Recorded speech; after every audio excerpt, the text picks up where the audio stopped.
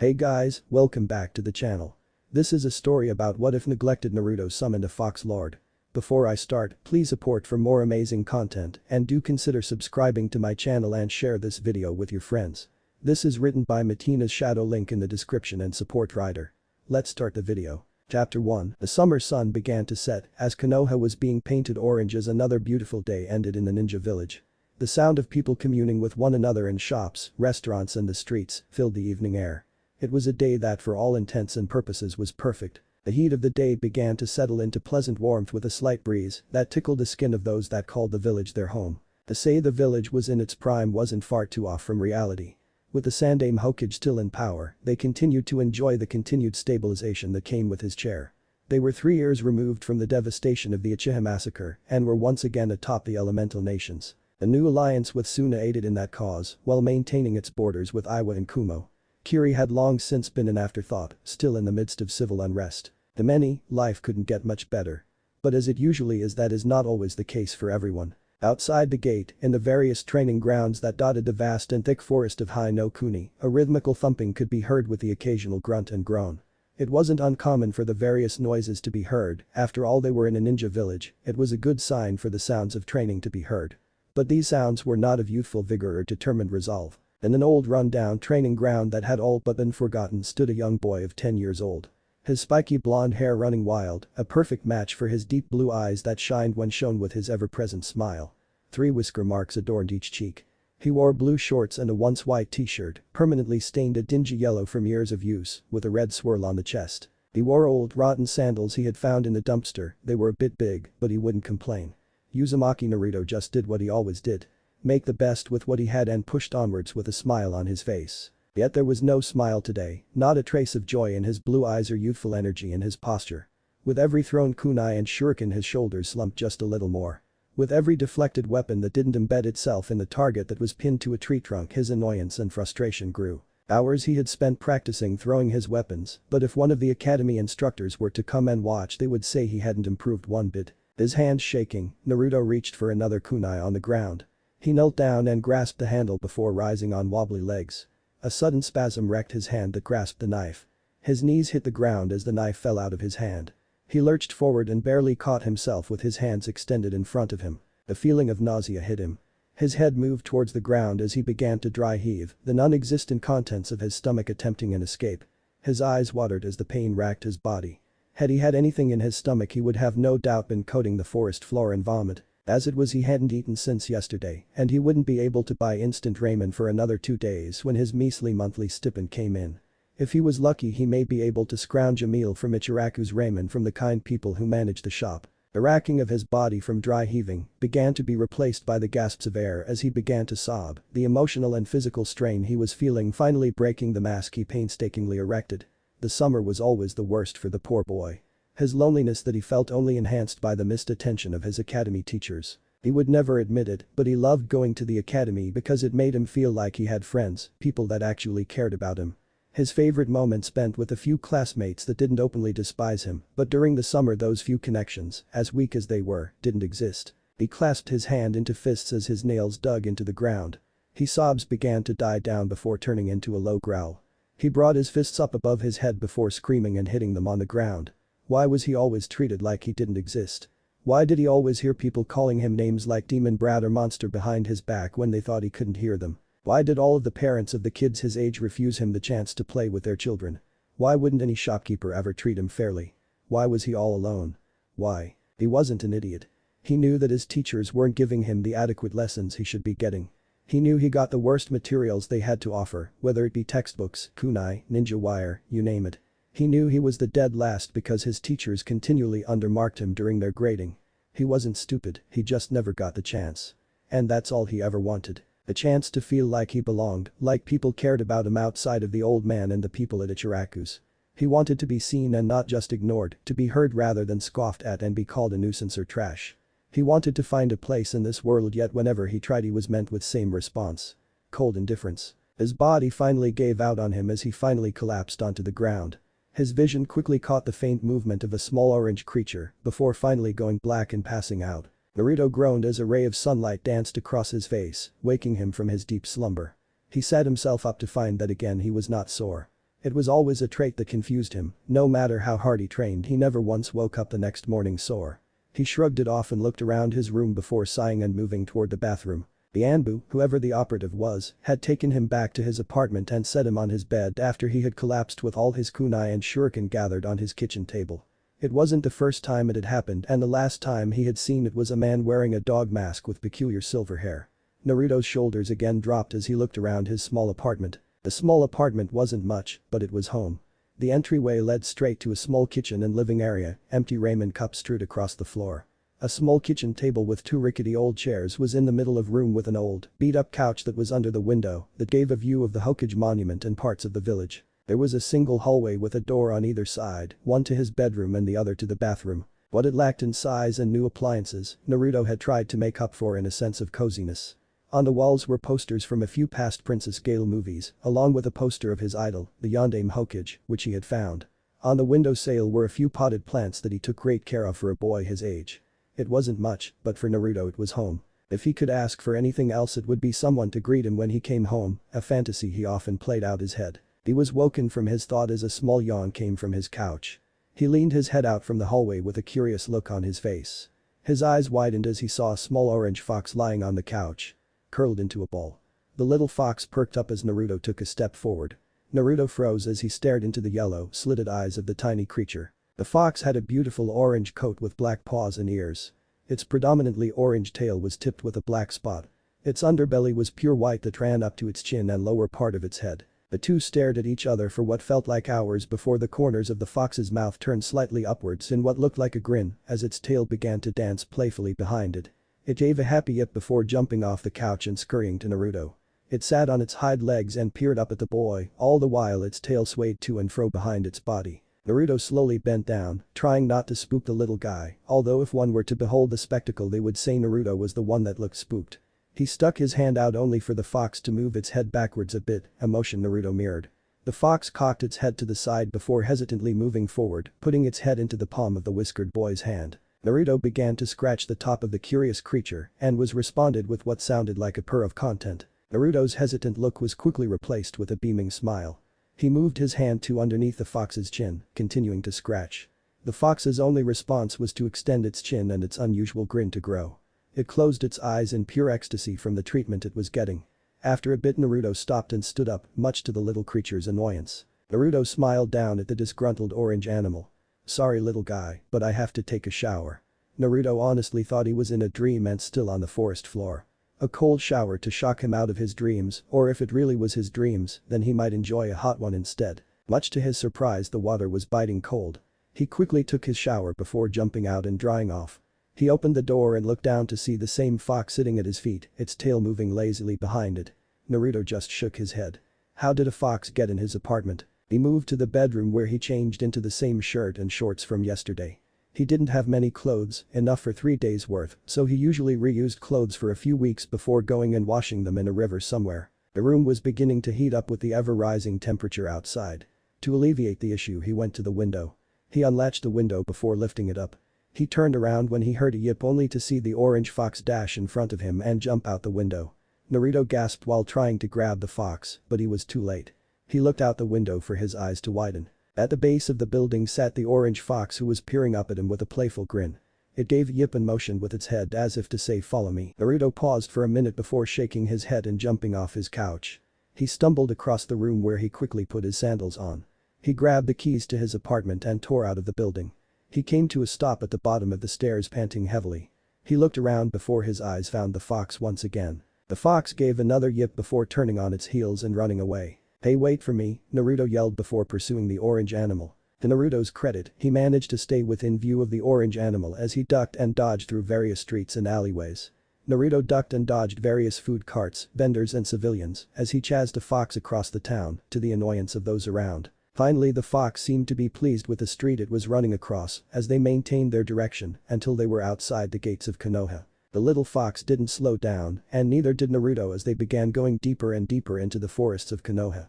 Naruto turned a corner and suddenly lost sight of his furry friend. Panting and gasping for breath, he hunched over and put his hand on his knees.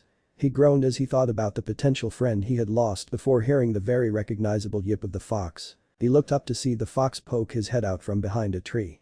With another yip and motion of its head it vanished. Naruto muttered under his breath about foxes being stupid before grudgingly following the animal.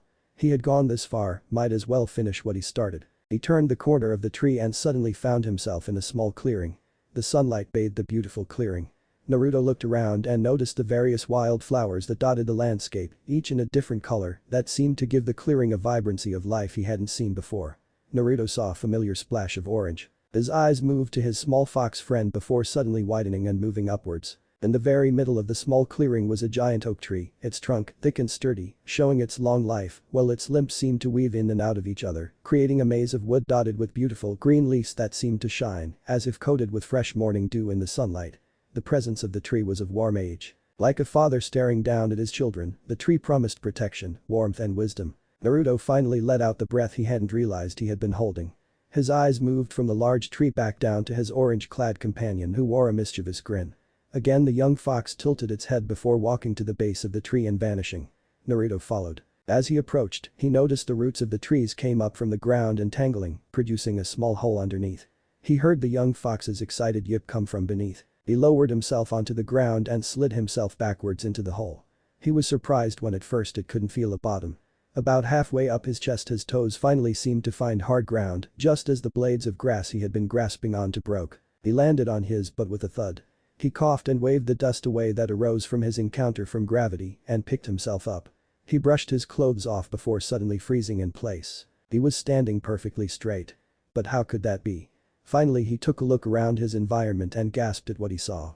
He was standing in a large room, larger than what seemed to be the size of the tree. The walls were barely seen as shelves upon shelves of scrolls, manuscripts and books filled them to the point that whoever had taken care of the place had to resort to placing scrolls in the corners of the room of the ground. The middle of the room was a circle of 5 chairs, each more extravagant, yet simple at the same time, than Naruto had ever seen before. In the middle of the chairs stood a small coffee table with a small statue of a fox in a crouch. Above was crystal chandelier that shone brightly and illuminated the room in a warm bright light. A few desks lined the various shelves, each with their own chair and lamp. The floor of the room was clad in an intricate deep red carpet with various patterns that effortlessly flowed from one to the next, as if they had been painted by a single brush stroke. Naruto had barely noticed this. What had truly caught his attention was the wall furthest from the entrance. Adorning the wall were weapons upon weapons, some of which Naruto had never seen. Katana, tento, shuriken, kunai quarterstaffs, pikes and many more lined the wall. Each made of the finest quality steel, fabric and materials that shone brightly with detailed engravings where steel was shown. But the best was in the middle of the wall. In the middle rested a platform with a stone table resting against the wall. On this table lay an orange scroll tied with a black cloth in the middle. The scroll was bigger than any Naruto had seen before. Above the scroll was the katana that truly caught Naruto's eye. The handle was pitch black, the cloth wrapped expertly starting at the silver tip of the handle and running to the hilt. The hilt was replaced with a silver depiction of a fox's head on either side, their mouths open.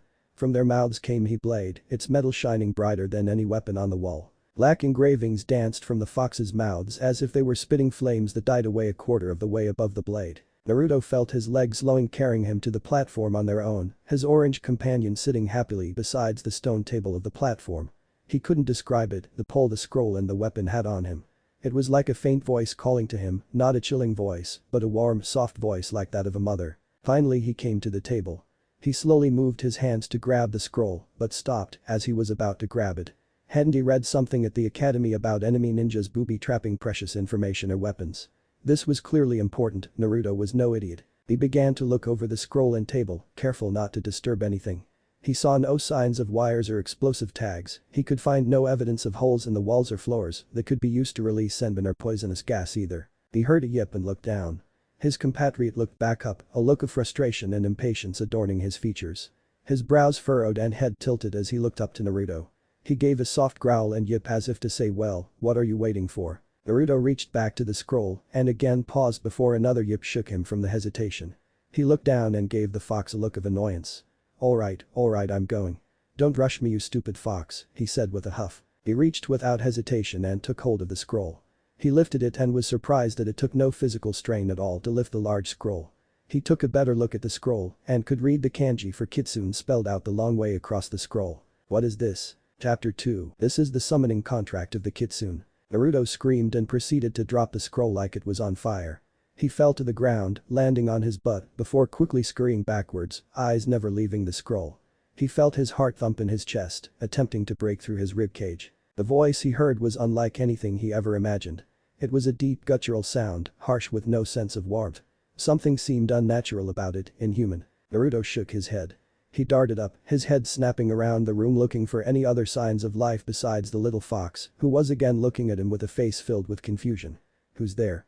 he stammered out. "That is of no concern," the voice responded. It seemed to reverberate around the room, but again Naruto could see nothing. "Like hell it is," Naruto exclaimed. "Where are you? Come out right now or else." His idle threats were met with a hearty laugh. Naruto's eyes strained to see any movements in the shadows of the room, but to no avail. "Or else what, kid?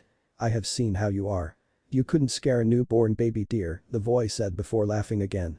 There was nothing pleasant about the laugh, its very sound made the hairs across Naruto's body stand on edge. "Now go ahead and sign the contract already. Why should I listen to you?" the blonde retorted. "Because kid, I am far more knowledgeable than you will ever be. I have seen great shinobi rise and fall. I have seen empires vanish as fast as they were established. There is little that has escaped my senses," the voice answered. "Now sign the contract. How do I know you won't trick me, fool?" The voice roared like an animal on the hunt. "I am the one that has kept you safe from illness and injury. When your body is exhausted upon all its limits, I am the one that gives you energy. When sickness threatens to hinder you, I treat you and keep you healthy. I have done all this, so why then should you not listen to me now?" Naruto paused at this response. That would explain why he never was sick, even when the rest of his class got the chicken pox last year, he seemed to be perfectly immune. He never was seriously injured, minus a few scrapes, but those always vanished the next day. Suddenly a thought ran through Naruto's mind, and he grew defiant. "Bullshit. Excuse me. You heard me," Naruto stated. "I call bullshit." There was a pause before the voice finally responded with a new air of amusement in its sound. "And why is that, kid? If you truly cared about me then you wouldn't have hid in the darkness all these years," he shouted, tears beginning to accumulate in his eyes. "I could have had someone by me when I was alone in my cold apartment on holiday nights, when I could see the lights of other houses where people enjoyed warmth and happiness. Me? I was always alone. If it's true that you have been seeing me and taking care of me, then you would have never let that happen to me in the first place. That is why I call bullshit. It is true. I could care less whether you live or die. I feel that way about all you humans. You're the wretch of the earth. The vile race that has destroyed the gifts Kami has given, and for what? Wealth, power and lust. All things that you enjoy for a few years before you die. If I had my way the entire human race would have long since vanished. Then why help me?" Naruto asked. "Because you intrigue me, kid. There has only been one human I have ever truly had respect and admiration for," the voice responded. "With that said, over the years upon years since then I have not come across as a promising human as you, kid. Understand, I still hate all humankind, but you I hate a little less. You have not earned my respect, kid, but you intrigue me." Naruto chewed on the conversation up to this point. His mind wandering over the words before something finally caught his attention, a red flag of sorts. "Wait," he began slowly, "you've said you've lived a long time, outliving empires in fact. That means you have to be ancient." There was an indignant grunt at the mention of age. "If that is true then what are you? I've never heard of something that can live for that long." "Do not worry about the minor details, kid. Your kind worries too much about the details and fail to see the bigger picture. Too many wars and battles could have been avoided if you glorified Menki's thought and talked less. For now consider me your guardian angel." "My guardian angel?" "Yes, and if you want answers you'll get them later. Now sign the damn contract." "How do I do that?" Naruto took the scroll back in his hands and examined it again. He had heard about summoning contracts in class, but it was said that different contracts were signed different ways. Some used weapons, others blood and still others used seals. "For the love of Kami, kid." Naruto could hear mutterings from the voice. Finally there was an exasperated sigh. "Open the contract and prick your fingers. Make sure there is a lot of blood. Sign the contract as it is shown by the others and then put the fingerprints of your right hand at the bottom. I swear, kid, the human race gets dumber with every generation." "Hey, I resent that," Naruto answered back. "I'm only 10 and the academy barely went over summoning contracts, only saying the different types and that they were really powerful. They never actually taught us how to sign one." "Whatever, kid. Now sign the damn contract already. Once that is done then I will leave the rest for the kitsune. I will see you later, kid. In the meantime just don't die. I haven't been this intrigued since a long time." But that Naruto could tell the voice had vanished and he was alone again. Well, besides the small fox he had followed.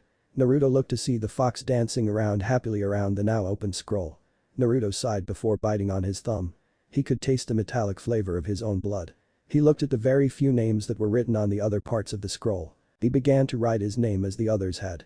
Finally satisfied with the scribble he attempted to pass off as his name, he dotted the ends of his other fingers with the remaining blood and put the 5 points at the bottom of the scroll. He lifted his fingers and expected something, yet nothing happened. He looked around in confusion. The voice had made it seem like something or someone would appear, but that didn't seem to be the case. He was about to move the scroll back onto the table, thinking it was just a cruel prank, before a burst of smoke covered the scroll and him. Naruto coughed as he waved his hands in front of his face, his lungs burning from the smoke. It was worse than when he passed the clan compound of the chain-smoking Sarutobi. He always hated when the old man smoked in front of him, but he never really complained in fear of making one of the few people who treated him nice mad at him. The smoke cleared and Naruto began to rub his eyes in an attempt to get rid of the irritation. He could feel a few tears fall and brushed them off. He heard an excited yip and turned to the sound. When he opened his eyes he found himself nose to snout with an abnormally large silver fox. The fox looked unimpressed as it seemed to size up the young ninja in training. "I told you I found someone that the scroll would accept," Naruto heard a happy voice of a wild-sounding boy say. He turned to see the same fox he had followed looking happily up at the duo. "I knew he would pass Koch-an, and since I found him that makes me his personal summons." Naruto's only response was his jaw hitting the floor. He was shocked speechless. The same damned fox he had followed could talk. Since when? What was this about being a personal summons and the fox calling this other fox? He didn't think it was a fox at all, its mother. Naruto could feel his brain overload and the smoke begin to billow out of his ears. If this was a prank then it sure was a damned good one. He'd have to find the person responsible and ask them to teach him. He wanted his pranks to be this good. "Silence Ashiri," the silver fox said. Her voice was filled with power and superiority, but at the same time had a warm and comforting tone. Naruto took another look at the imposing creature before him. He was only 10, but he could tell the vixen before him was larger than she should have been. She had to be close to 5 feet in length, if not longer. Her tail and paws matched her supposed child's, but the rest was noticeably different. Her coat was a beautiful gray color and was accented by the darkness of the black fur on her snout and ears. Dark yellow eyes with black slits seemed to stare through Naruto. Naruto could feel every muscle in his body tense, his quads twitching, preparing to run as fast as he could, but her eyes kept him rooted in place. The silver vixen began to pace slowly around the whiskered boy, her eyes never leaving him. Naruto stared straight ahead, taking a fascination with a speck on the wall. He noticed there was no padding sound, no swish of the tail. She moved silently, not a sound coming from her figure before finally plopping down on the ground in front of him. "Breath little one." Naruto gasped when he felt air come back into his lungs. He had been holding his breath for who knows how long. "You show potential summoner. What?" Naruto managed to squeak out. "Speak up," the large fox barked as she looked down on the small boy in front of her. "You are now the holder of the Kitsune clan contract. We do not speak so softly. Speak with pride." I'm what?" Naruto stammered. "You're my summoner now," the small orange fox yipped with happiness. "That means you can summon me anytime you want, along with other members of clan if need be, but we won't need them. We'll go on missions and sneak through the Sha." "Enough Ashiri." The larger silver fox cut off the small fox's ramblings. The large fox again turned her eyes to Naruto. A businesslike aura began to come off of her. "You are now the holder of the Kitsune clan contract, the summoner and lord of foxes. Their predecessors were known as lethal shinobi capable of bringing armies to their knees from the shadows, their names spoken in hushed tones around campfires. Generations have passed since a summoner has walked this earth, and now it is your turn to take up this mantle." Naruto sat in silence, stunned at hearing the words that were coming from the vixen's mouth. His mind racing, he could only come up with a single question. "Why me?" "Because of who you are," the silver fox answered. "Our last summer was in Uzumaki as were many before him. They were strong, their chakra luring to us, and their willpower far exceeding those that claimed the rank of ninja. You make your ancestors proud for you embody those traits." "And my ancestors?" Naruto felt his breath being taken away. He thought he came from an insignificant family, one that had no influence. In his wildest dreams he never thought that he would have a clan. "I have a clan." "That young one," there was a hint of remorse in the fox's voice. "They have long since been eradicated or dispersed among the nations. Their jutsus and abilities were seen as a threat that could be easily dealt with." Naruto sat on the ground feeling his legs begin to fail him. He felt his mind begin to short-circuit and he could almost feel the smoke pour out of his ears. He regrouped when he saw the concerned look on the smaller fox's face. So this was his personal summons. Would he grow as big as his mother? The large fox seemed to read his mind. "Ashiri will grow as long as you do as well." Naruto gave the fox a confused look before continuing. "His growth is determined on your bond. As your bond grows and you improve your skills, then so will he.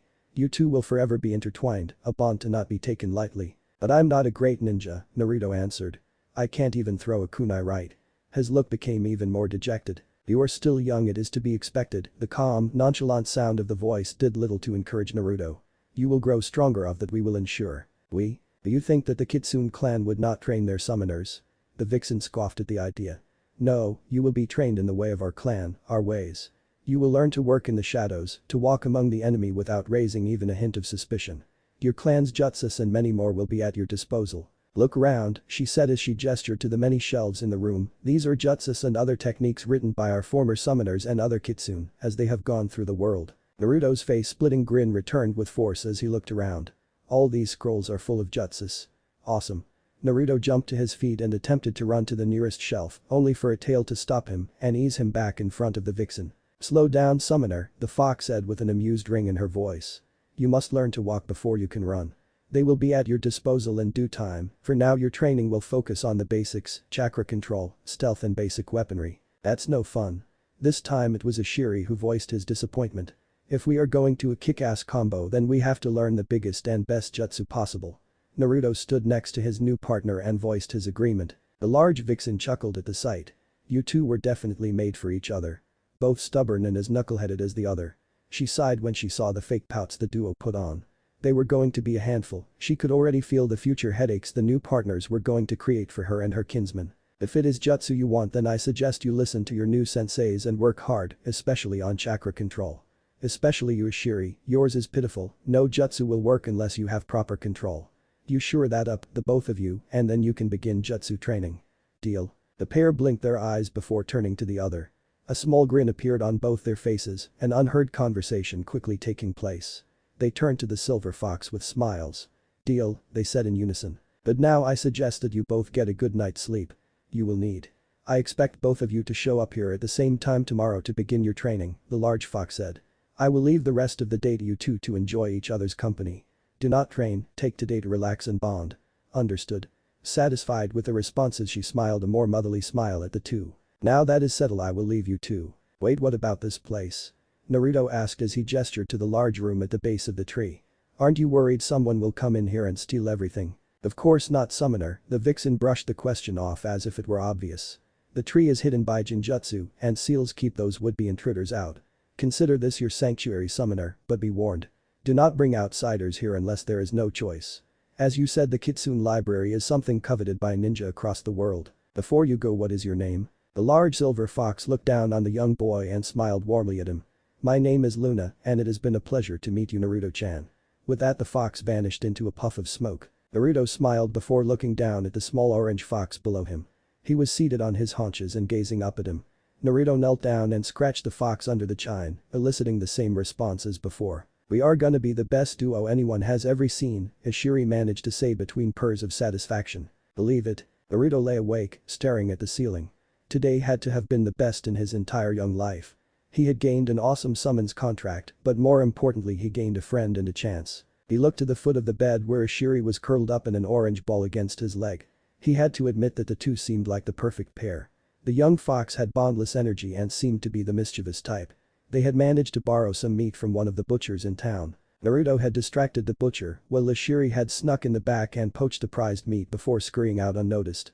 They had laughed as they enjoyed the spoils of their little heist and recounted tales of other mischief they had come across in their early lives. Naruto had known the little guy for less than a day, but already he felt a bond as if they were brothers. He smiled. He finally felt the warmth of a true friend while curling up in his old bed at night instead of the pangs of loneliness. The thoughts turned a bit darker when he recounted the conversation he had with Luna and that strange voice. He would ask the large vixen about it next time he saw her. Right now he was more curious about the type of training he would be going through, the thought making him a little jittery. He peered back down when he heard a muttering from the sleeping orange fox. His life had certainly taken an interesting turn. Chapter 3. Naruto held his breath. He examined the surrounding forest from his hiding spot. He had chosen a bush that rested in the middle of two large trees. The dead leaves covered the underside of the bush while low-hanging branches covered the top. His eyes shifted across the ground, looking for anything that might resemble his opponent. He took a deep breath in before exhaling in a sigh of relief. His relief was short-lived, however. A creak of a tree branch and a quick peek upwards caused Naruto to freeze. Above him was the toothy grin of a predator, one who loved the chase for the chase itself and the kill for the sheer pride in it. Naruto bounded out of his hiding place, taking off like a bat out of hell. The predator just smirked, giving his prey a fair head start before bounding off after him. Naruto ran across the forest floor before jumping into the trees and bounding from limb to limb. He could hear his pursuer's every footstep as it drew closer. His heart began to relentlessly pound in his chest, attempting to break free of his rib cages that acted as its prison. He continued on for a few minutes until the sound of footsteps could no longer be heard. He ducked behind the trunk of a tree and sat down to catch his breath. His heavy breathing echoed throughout the forest, but still he could not sense his pursuer. He let his guard down before rustling in the leaves of a limb across from him again made him pause. His muscles froze, waiting for either fight or flight. His nerves were almost lost when a brown squirrel popped out of the foliage. Again Naruto sighed in relief before he broke into a smile and soft chuckle. The sound of laughter turned into a growl, his eyes went immediately to the same limb before his pursuer burst out of the foliage. Its teeth were showing a dazzling white and its claws were extended. In one leap it closed the gap between hunter and prey, violently placing a paw on the whiskered boy's chest, forcing him into the tree trunk. Naruto stared at his captor's yellow eyes, its bloodthirsty stare making him quiver under its gaze. The hot sensation of his breath mixed with the smell of previous prey made the boy's stomach want to lose the lunch he had eaten not even an hour ago. The snarling face turned to a smirk. "Better job, Naruto," the black fox said. The fox had a long thin body. Not skinny by any means, but that of a lean runner. It was pure black save for the tip of its paws, muzzle, ears and tail that were white as snow. There was also a white diamond in the middle of its forehead. "You still have a ways to go before you master the art of stealth and hiding, but you have definitely improved. Would probably fool most shinobi but not a fox. You did better than a Shiri at least," the black fox said as he motioned to an adjacent tree branch. Naruto peered over and nearly fell from his perch laughing. A Shiri dangled from the scruff of his fur, limbs lying lazily in defeat by the mouth of a white fox. The fox held the same features as the black fox that had chased Naruto down, except where his partner was black, he was white, and vice versa. The two brothers were the tracking specialists of the Kitsune clan. Shadow and Twilight were born trackers and hunters. From a young age they showed immense skill at following prey, picking up scents and hearing the most minute sounds that even the more experienced members of the clan couldn't even hope to pick up. While they were expert trackers and hunters, their lean forms were not adept at taking down bigger targets. Still, for anything that the clan needed to do with stealth while tracking something, the Yin-Yang brothers were always leading the way. The Gaki tried to hide using a pitiful genjutsu, Twilight said as he spat out a Shiri onto the branch next to Naruto. It was actually quite insulting to think that we wouldn't see through such a pathetic ruse. Hey, it worked on Naruto. Ishiri spat back at the slight to his technique. That's because Naruto can't tell the difference between a genjutsu and his own asshole. This time it was Shadow who spoke up. Hey, I'm getting better. It was Naruto's turn to take offense to the slight against his skills. Besides, it isn't like I have ever seen one. The academy has only gone over the theoretical aspects of genjutsu. Actually forming one isn't taught until this year. That is why we have decided to teach you, Naruto, the powerful voice came from below them. The group of four looked down to see Luna sitting on her haunches looking up into the trees. Come down here, you four. There is much to discuss. The group descended to the bottom of the large tree they had been perched on. Once the four were down and had settled in front of the matriarch, she began again. I was not watching for long, but it seemed to me that you have improved in hiding and tracking using sound. Would you say that is accurate, Shadow? Shadow eyed Naruto before looking at his brother. The two trackers held a silent conversation before turning back to the large silver vixen before them. Yes, while he has shown great skill in using the terrain to hide, he has yet to fully master the art of covering his tracks. The low-ranking ninja probably would not have noticed the slight changes to the surrounding areas, but he still needs to improve. He has yet to be able to sniff out targets or pursuers, and he cannot yet mask his scent, though that isn't surprising. I am pleased to say, however, that he has shown some improvement in hearing for changes in the environment, he said with a sound of pride in his voice that was matched by his brother's posture. It seems the chakra exercises that Arisama had him start are working well. Though then how about Ishiri? Luna asked Twilight. Showing small improvement although he is getting overconfident in his abilities, Twilight said much to the matriarch's disappointment. The larger fox looked at her child with narrowed eyes. You don't say, Twilight, she said with a small snarl. Maybe we should talk to Bruno about beating that out of him. Ishiri and Naruto's eyes widened at the prospect. The fear of being put under even more physical exercises than they already endured on a daily basis made them pale. Of their teachers, Bruno was easily their least favorite. Their muscles still ached from the first day they were introduced over a week ago. Naruto and Ishiri awoke at the crack of dawn as ordered, the alarm clock greeting them to a new day.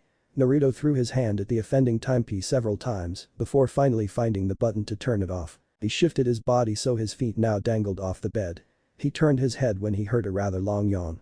Ishiri uncurled himself from his peaceful sleeping position. He stretched out, front paws out in front of his head and butt in the air before lunging forward. He turned to Naruto with bloodshot eyes as he tried to wet his dry tongue.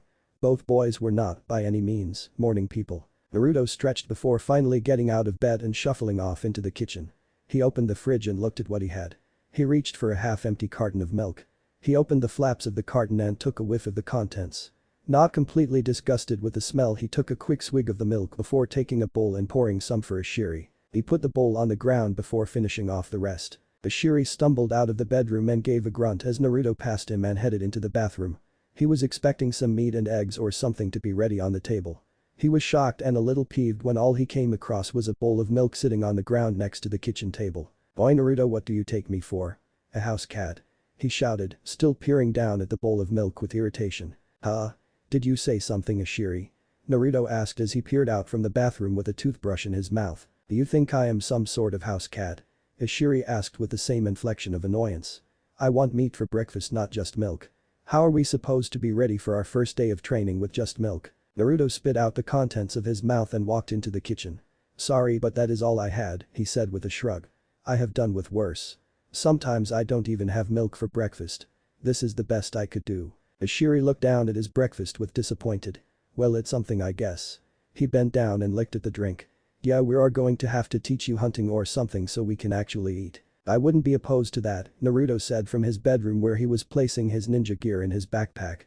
After the early morning days had managed to wear off, he was excited as ever to get back to training, and this time he had a friend to train with. "Hey Ishiri, what do you think your mom wants us to bring?" "Beats me, Naruto, but don't you think we should get going by now?" "Yeah, let's get going," Naruto shouted as he raced out his front door. "Race you there." And just like that, the new duo was sprinting through the empty early morning streets of Konoha, laughing the entire way as they tried to beat the other out. They didn't stop until they were just outside of the tree that Naruto had been taken to yesterday. When they entered, a cough cut off their laughter. They looked up to see the 5 chairs in the middle of the large library to be taken by 5 rather large foxes, with Luna sitting in the largest of them. "Good of you two to finally join us," she said, looking at them with narrowed eyes. "Now Naruto, come here, I would like to introduce you to a few of my kinsmen." Naruto walked up next to her and gazed at the 4 sets of eyes that were thoroughly locked onto him. "Naruto, this is the elder council of the Kitsune clan. They have asked to meet you today." "You were right, Luna. He is a peculiar one, isn't he?" a sweet womanly voice said before giggling. Naruto's eyes moved to a vixen that had a silver pelt with a slight blue color in her fur. Her tail, which was dancing behind her happily, was more blue with a black tip. She gave off an aura of happiness that was reflected in her yellow eyes with a black vertical slit in the middle. "He looks rather scrawny if you ask me," came a gruff raspy voice. The owner of the voice was a large orange fox. The principal mark of this fox was the scar on its left eye that was matched with other scars that were scattered throughout his burly body. He gazed at the summoner with green, glassy eyes that looked as if he was going slightly blind. "Naruto, this is Ari and Bruno," Luna began, motioning to the 2 foxes that had spoken up. "They will be instructing you in many aspects a ninja must be competent in. Ari will be teaching you chakra control and genjutsu, while Bruno will be taking over your physical development and taijutsu training." "Thank you, Ari-sensei, Bruno-sensei," Naruto said with a slight bow. He knew about manners, though he chose to often ignore them, but in this case he decided to be more careful in his dealings with the 2 elder foxes. "Oh, and he is polite and cute too," Ari said before again giggling. "Yes, well anyways," Luna said as she looked at the blue fox with confusion. "Naruto, these will be your teachers in politics and fuinjutsu," Luna said, motioning to the last 2 elders. "This is Yasu." The fox in question was a small orange fox not much larger than Naruto himself, and he will be your political teacher. Naruto figured he was on the smaller side of the Kitsune clan members if he was comparing him to the others, minus Ishiri, that were in the room. And last but not least is Suzuki, who will be your fuinjutsu instructor. The fox in question had a wider form with a worn brown fur that matched his dull, yellow eyes. Nothing was significant about this fox, except it looked as if he had let himself go in his advancing years. Both foxes gave a respectful nod, which Naruto returned in kind. "But what about ninjutsu, Luna-sama?" Naruto asked with a hint of disappointment. "I will see to personally to that, Naruto-chan," she said with a smile. "Now if we don't have any more questions, I believe." Ka-chan?" Ishiri spoke up sheepishly. Luna narrowed her eyes at her young kid. "Yes, Ishiri. Well, I was wondering if we could first learn hunting." "Hunting? Don't you think that is getting ahead of yourself, young kid?" Bruno asked with a small amount of indignation in his voice. Yes, Ashiri, Luna began with a bit of confusion. Normally that would be saved for after chakra control in Genjutsu. What would make you think we would push it forward for you two? Well, so we can eat, Ashiri said. What little confidence he had going into the question had quickly diminished. I don't understand, shouldn't Naruto have food at his place? Luna and the rest of the council looked at Naruto with a curious gaze. Naruto lowered his gaze and put a hand behind his head. He chuckled with a sheepish smile. Well, you see, the people in Konoha don't exactly like me. They jack up prices to the point I run out money and food before I can get more money. The council gave the blonde boy a look of shock. Despicable, Ari's jovial voice was replaced with a growl. Yes, quite shameful indeed, Yasu stated. Heads would be rolling if the Uzumaki had heard of this happening to one of their own, Bruno stated with a snarl in his own. Luna looked at the boy's features in a new light. She had wrote off the lack of muscle to a lack of physical exercises like push-ups, but that seemed to no longer be the case. Yes, that is quite a problem you have there, Naruto. She again thought of the issue for a moment. She couldn't just let her son and the new summoner of her clan go hungry. Very well, we will introduce you two to the Yin-Yang brothers today, and until then we will provide enough to get you two through training. Anyone opposed to this? A quick look around the council showed that there were no objections to the amended plans. Very well, in the mornings you will be with Bruno. After lunch then Ari will be training you in basic chakra control, followed by a few hours with the Yin-Yang brothers. Bruno, they are all yours. But that the other four foxes vanished in a puff of smoke. The smoke cleared to show Bruno with a corner of his lips turned upwards. The young kitsune and summoner each gulped at the look they were given. Again, Bruno shouted from a perch where he sat looking down at the two trainees as they made yet another lap of the course he had mapped out earlier in the day. The course included tree climbing, jumping from limb to limb, and flat sprinting around the clearing that held the kitsune library. The course was about a mile in circumference, which would normally not tire out the two exuberant youth, but by the 50th lap, both were feeling their limits. Naruto picked himself up off the ground and started another lap. Ashiri moaned as every muscle from his tail to muzzle ached, yet he too picked himself up and continued to move on. In his tired state, Naruto undershot a tree branch he had been jumping for. He frantically grasped for the limb, but to no avail. He hit the forest floor with a thud. He looked up when he heard snickering to see Bruno lying on a perch above him, his head resting on his paws. Enjoying the view from up there? Naruto yelled up. Seems to be more comfortable than down there, wouldn't you say? He teased back. I would get up if I were you, or I may just tack on another lap. Bruno barely finished his sentence before Naruto took off, the ground blazing behind him. Bruno threw his head back and hollered in amusement. Naruto would have taken the added laps as opposed to what faced him and Ashiri following their romp through the forest. Push-ups, pull-ups, sit-up and squats were among the short list of various exercises that Bruno made the pairing endure. Among Bruno's favorite was an exercise where he would attach a sled to one of them. He would sit on the sled and make the trainees sprint as fast as they could, while the other held a position meant to strengthen their core. But I guess you two have earned a lunch break, Bruno said, now fully amused by the two. With an exclamation of relief, the pair fell down and nearly passed out. Their bodies were beyond sore, their muscles pleading for a respite and their lungs begging for air. Hey, you crazy, senile old fox, Naruto managed in between gasps for air. I thought you were supposed to teach us Taijutsu. BSH, Bruno scoffed at the comment. Taijutsu would be useless unless the body is a top physical condition. You two have to lose a lot of body fat and gain a lot of muscle before Taijutsu becomes even remotely useful to you, beyond making your opponents piss themselves with laughter. So when will we actually begin our training? Ashiri rose his head up to view the older, veteran fox. Until you two show enough physical advancement, then this will be your training, Bruno said while jumping from his perch in a nearby tree. But it seems we need to focus more on muscle than stamina. I am impressed, Naruto. A smile made its way across Naruto's lips, earning a snarl from the instructor. Don't get used to the compliments, kid, you are still as weak as a newborn baby deer. Now eat up before Ari shows up. She doesn't like to be kept waiting. But that the large fox vanished in a puff of smoke. In his place now sat a meal of nuts, berries and rabbit, cooked for Naruto and raw for Ashiri, lying on piece of cloth. The pair drooled at the plethora of food as their stomachs serenaded the surrounding forest with their cries of hunger. They practically leaped at the food only for them to pass right through it.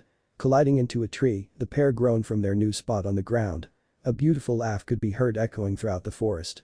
Turning to their left stood the large blue fox, a tail attempting to cover her laughter. Upon seeing the two had seen her, the vixen cleared her throat and began.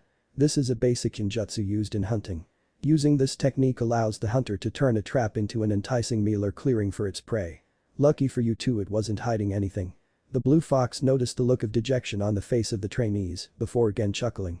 Don't worry, I actually have food for you. "I just wanted to see how you dealt with a genjutsu," she said as she stepped sideways to show the same plethora of food behind her. With a look of suspicion the two approached the food. Ishiri leaned into the piece of raw meat, sniffing it to see if it wasn't something else, earning a laugh from the vixen. Ishiri's eyes lit up before jumping onto the piece of meat and ripping into his meal. Seeing that this was indeed the real meal, Naruto quickly joined him. The pair tore through the meal and in moments were lying on their backs with protruding bellies. A belch of appreciation came from the small fox and a groan from the whiskered boy. "You two happy now?" Ari asked the two, getting slow nods in response. "Good." Her voice suddenly turned from jovial to serious. "Now get up, we have a lot of work to do and not a lot of time." At the tone of the voice the pair shot up. The vixen's tail was no longer swaying behind her body playfully but instead stood ramrod straight. "I will be teaching you the basics of genjutsu, how to mold your chakra into different illusions that will be used to keep yourself hidden or immobilizing a force larger than yourself, allowing you to either kill them or get away. To do this you must have excellent chakra control. Now, young summoner, what can you tell me of chakra?" Naruto put a hand to his chin as he thought back to his previous year at the academy. It was at the end of this last year they had begun to mold chakra into jutsu, so he was fairly new at it. He put his hand to the back of his head and chuckled. "Well, it's used to make awesome jutsu. Everyone knows that," Naruto began, thoroughly under-impressing his teacher. "Oh, and people don't have the same amount. Some have more than others." An annoyed sigh came from the blue vixen. "This is going to take a while," she muttered under her breath while lowering her head and covering her eyes with a paw. She shook her head and looked up at the blonde boy and the small fox, who looked embarrassed by his partner's answer.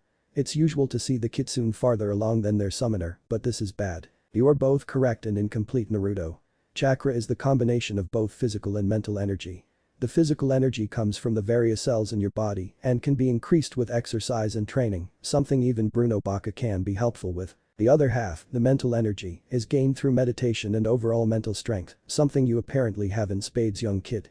Now these two energies are connected and brought together in finely tuned coils known as a person's chakra pathways. Similar to the veins that carry blood to your limbs, the chakra pathways carry chakra throughout your body, expelling the energy in the form of jutsu or powerful bursts of chakra. Chakra can be used to heal, strengthen one's limbs, increasing power and speed, and mold it into jutsu as you have stated previously. Chakra, above all else, is what keeps you breathing.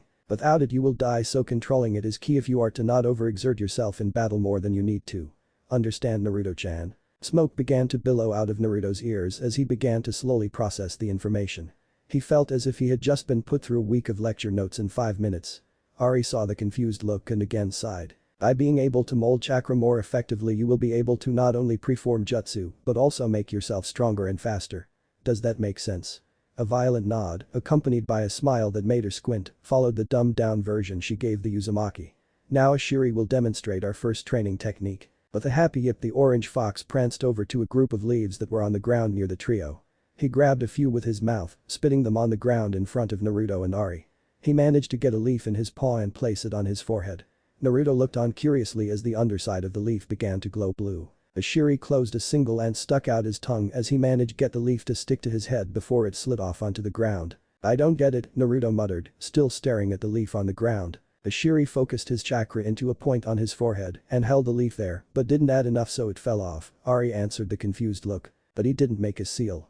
How could he mold chakra without a hand seal?" "Our tails act as your hands do, Naruto," Ari answered. "When we focus our chakra with specific movements or poses of our tail, we can mold our chakra into jutsu." Ari demonstrated the ability. With a few flicks of her tail she sent a small flame from her mouth. Naruto's jaw dropped when the flame turned into a small fox, the size of Ishiri. "Show off," Ishiri muttered. "Now Naruto, take a leaf and place it on your own forehead," Ari commanded. "Use the ram seal and focus your chakra to the point where the leaf is on your forehead." Naruto nodded as he picked up a leaf and placed it on his forehead. He used the appropriate hand sign before closing his eyes and concentrating as hard as he could. He could feel the chakra begin to mold but still pushed harder. Ishiri and Ari's eyes widened as Naruto suddenly became enveloped in twisting blue chakra. The wind whipped up by the energy made their fur fly around. Suddenly Ari ducked as the leaf rocketed off the young boy's forehead. Ishiri and Ari watched as the leaf sliced a path through the forest before embedding itself in a tree 30 yards away. Ari felt something off about her tail. She brought it before her eyes to see the tip of fur that was normally there had been cut clean off. "Well, that is interesting." Naruto opened his eyes to see Ishiri staring up at him in astonishment. "That was awesome," Ishiri shouted as he began to jump up and down. "How did you that?" Naruto put a hand behind his head as he smiled sheepishly. "I don't know, just did." Ari, still staring at her tail, spoke up. Naruto-chan, have you learned any jutsu at your academy? Shouldn't you have learned one or two? Naruto had a dejected look as he nodded his head. Yeah, we were supposed to try to make these clones, but mine never came out right. I can't even make one that stays standing for more than a second, and that is with wind keeping it standing. Just as I thought. He has more chakra than the average boy his age. Quite interesting. Ari realized she had spaced out when she found her two young charges staring at her. She giggled before looking at Naruto. Very good, now try a little less chakra this time, Naruto-chan. Hi Ari-sensei, Naruto said before starting the drill over. Ari looked on with a satisfied swish in her tail as the young duo continued. After about 2 hours of the training, Ishiri finally fell on the ground exhausted. Ari giggled as the small fox was panting, fur in a mess, watching Naruto again send a leaf cascading into a tree, this time only 10 yards away. I think that is enough for today, you two. Ari's voice returned to its usual playfulness when she talked to them. Take a break before your next instructors arrive.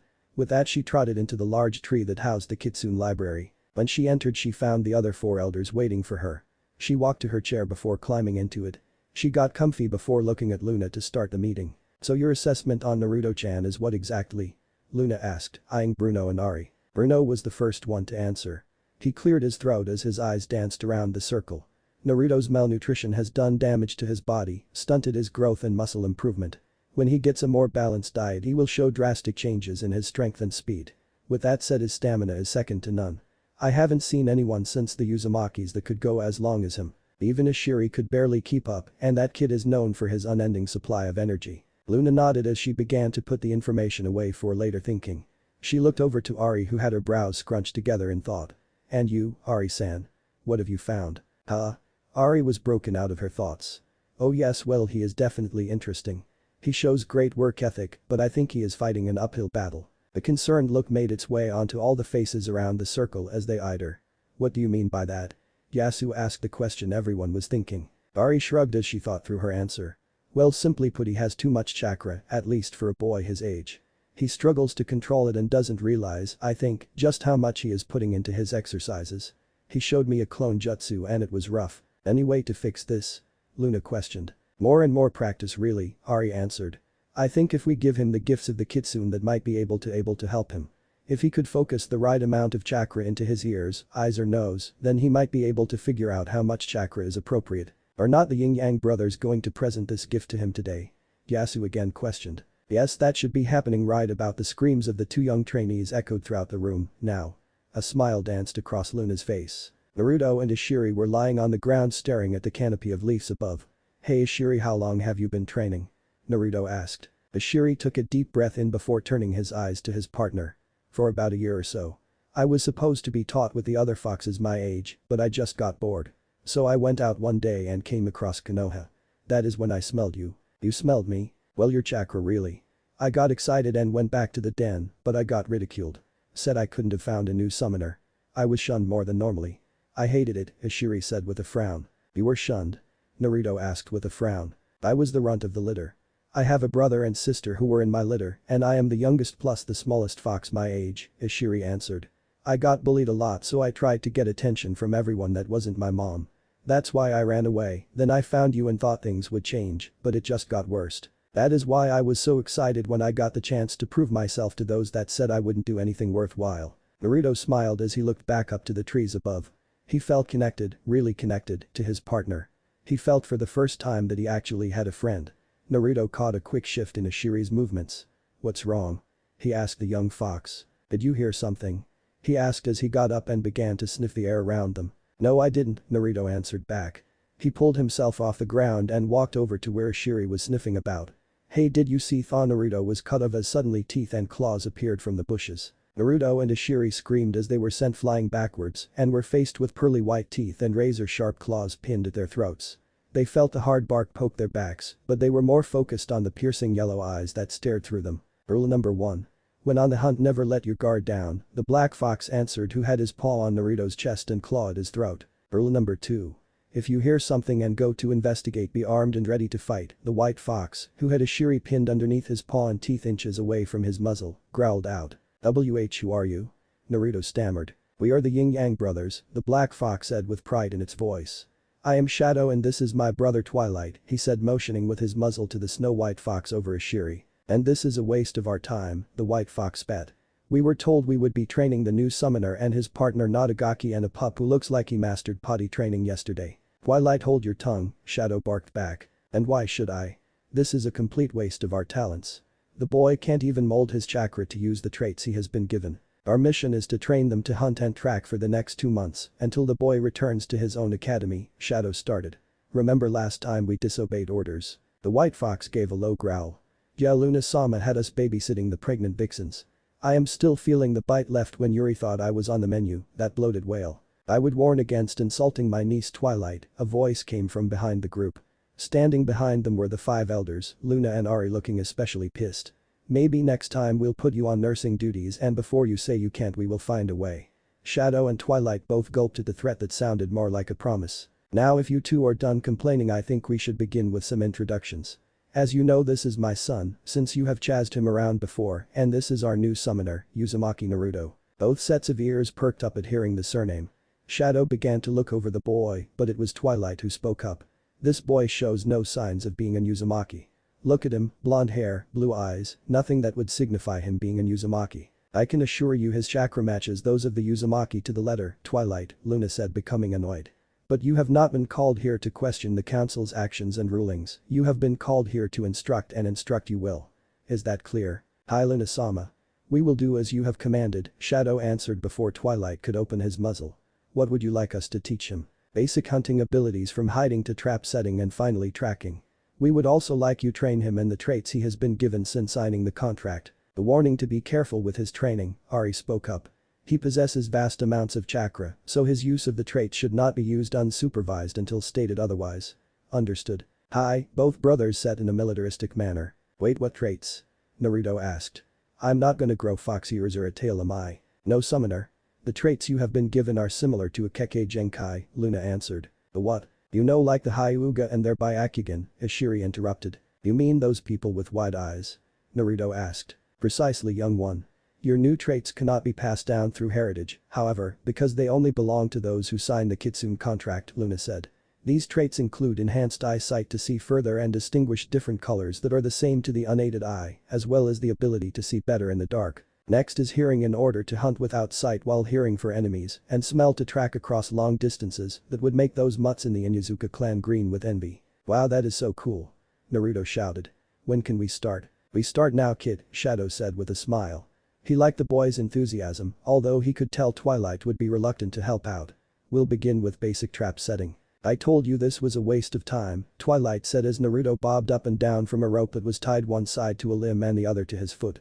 If he gets caught in his own traps then he will be useless as a hunter and as a shinobi. Pathetic. I almost had that rabbit. Naruto shouted. He was right too, the rabbit had almost stepped on the rope that would have tied around its foot and instead of Naruto dangling upside down, it would have been the rabbit. Yeah, until you shouted in victory with whatever stupid saying that was, Twilight retorted back. Rule number 3. You will have plenty of time to celebrate a successful hunt over dinner. It is Dadabeo and I say it when I get excited, Dadabeo. Naruto shouted with a red face. Blood was beginning to rush to his head. Will you two be quiet? Shadow said as he walked through a bush with Ishiri who held the same rabbit in his mouth that had come close to falling into Naruto's trap. If you two make any more noise you could wake the dead, let alone scare away any more potential prey. Besides, it is pointless, Naruto's little outburst led the rabbit right to Ishiri. I call that teamwork and success. Twilight scoffed. More like dump luck. Hey, better lucky than good sometimes, Shadow said with a smirk on his face. Isn't that how you got that buck last year? Hey, that was all skill. Twilight shouted back. Yeah, on the part of a den of wolves. They tracked him and pushed him right to you. All you had to do was grab it and shoot some flames to get those overgrown poodles to back off, Shadow stated with a grin. The group laughed at the white fox as it pouted at being made fun of before returning to the day's lesson on trap setting. By the time the duo entered Naruto's apartment, they had 4 rabbits and a couple of fish that would be a good dinner and breakfast for the 2 trainees. Naruto stood before his 4 teachers, each with a beaming smile on their face, even Twilight had one, with Luna standing in the middle. Sitting next to him was his partner Ishiri. It had been a wild 2 months for the pair. The once weak and frail blonde-haired boy had begun to grow muscle and even hit a small growth spurt, much to his enjoyment. Ishiri's sleek physique was also beginning to fill in with added muscle, but to his annoyance had yet to hit a growth spurt like his partner. You two have shown remarkable improvement along the course of just 2 months, Luna said with a purr in her voice. We are all very proud of you. Now, Naruto, don't think that just because the academy is beginning another year that you are getting off easy. You will continue your studies in the evening after you let of school. Be sure to work hard like we were teaching you. "Hi Luna-sama," Naruto said with a bright smile on his face. "We have a gift for you Naruto-chan," Ari spoke up. She saw a disgruntled look on Luna's face but continued. "What?" I couldn't wait anymore. Ari went behind a bush and brought back in her mouth a long black-sleeved, skin-tight shirt, along with a normal white shirt, with a black Uzumaki symbol on the front and a yin-yang symbol on the back. "Mr. Softy over there thought you'd like it," she said pointing to Shadow. "Hey, we just wanted everyone to know who is teaching the boy," Shadow said with pride in his voice. "It is more for our own egos than anything." "Young fools," Bruno muttered before looking up at the duo. "Makes us proud boys, and remember Naruto, what is the most important part of fighting? Control the pace and wait for your chance to strike." Bruno gave the boy a nod of approval at the answer. "Good luck Naruto," Luna said before the party vanished in a puff of smoke, leaving the whiskered boy and Orange Fox alone. They made their way back into Konoha with Ashiri hiding in Naruto's backpack. They sat down for dinner. They stayed up late and talked about the exciting things they had done and learned since meeting each other before slipping off into blissful sleep. Chapter 4. Naruto stood in front of the academy building. He took a gulp before walking in. He was both excited and disappointed. He was excited because he wanted to show off what he had learned in his time with the Kitsune clan, but he was more disappointed he would be returning to the academy. He had felt like he had teachers who cared about him, even Twilight, but now he was going to be entering a place he knew he would be by himself. What made him feel really lonely was the fact Ashiri wouldn't be with him. The clan had made a decision to keep his status as a summoner secret until he could better defend himself. Maybe Shikamaru, Choji or Kiba would hang out with him, but that was fairly rare. With a sigh of defeat, he pushed open the doors of the academy and made his way to the third floor where the upperclassmen met for classes. He searched for his classroom and opened the door. What greeted him was an astonished look from a Chunin. The Chunin wore the standard shinobi garb of Konoha with his headband worn as a cap rather than the normal wear. His silver hair fell below his chin. The Chunin's gaze turned from surprise to slight scorn. Naruto brushed it off as he made his way to his normal spot in the back of the class in a corner. Naruto put his head down, attempting to catch up on a few minutes of lost sleep from nerves before he was awakened by the door opening harshly. "Sorry I'm late Mizuki. I got caught up with printing copies to hand out to our students." The newest addition to the room took a look around upon seeing Mizuki's face.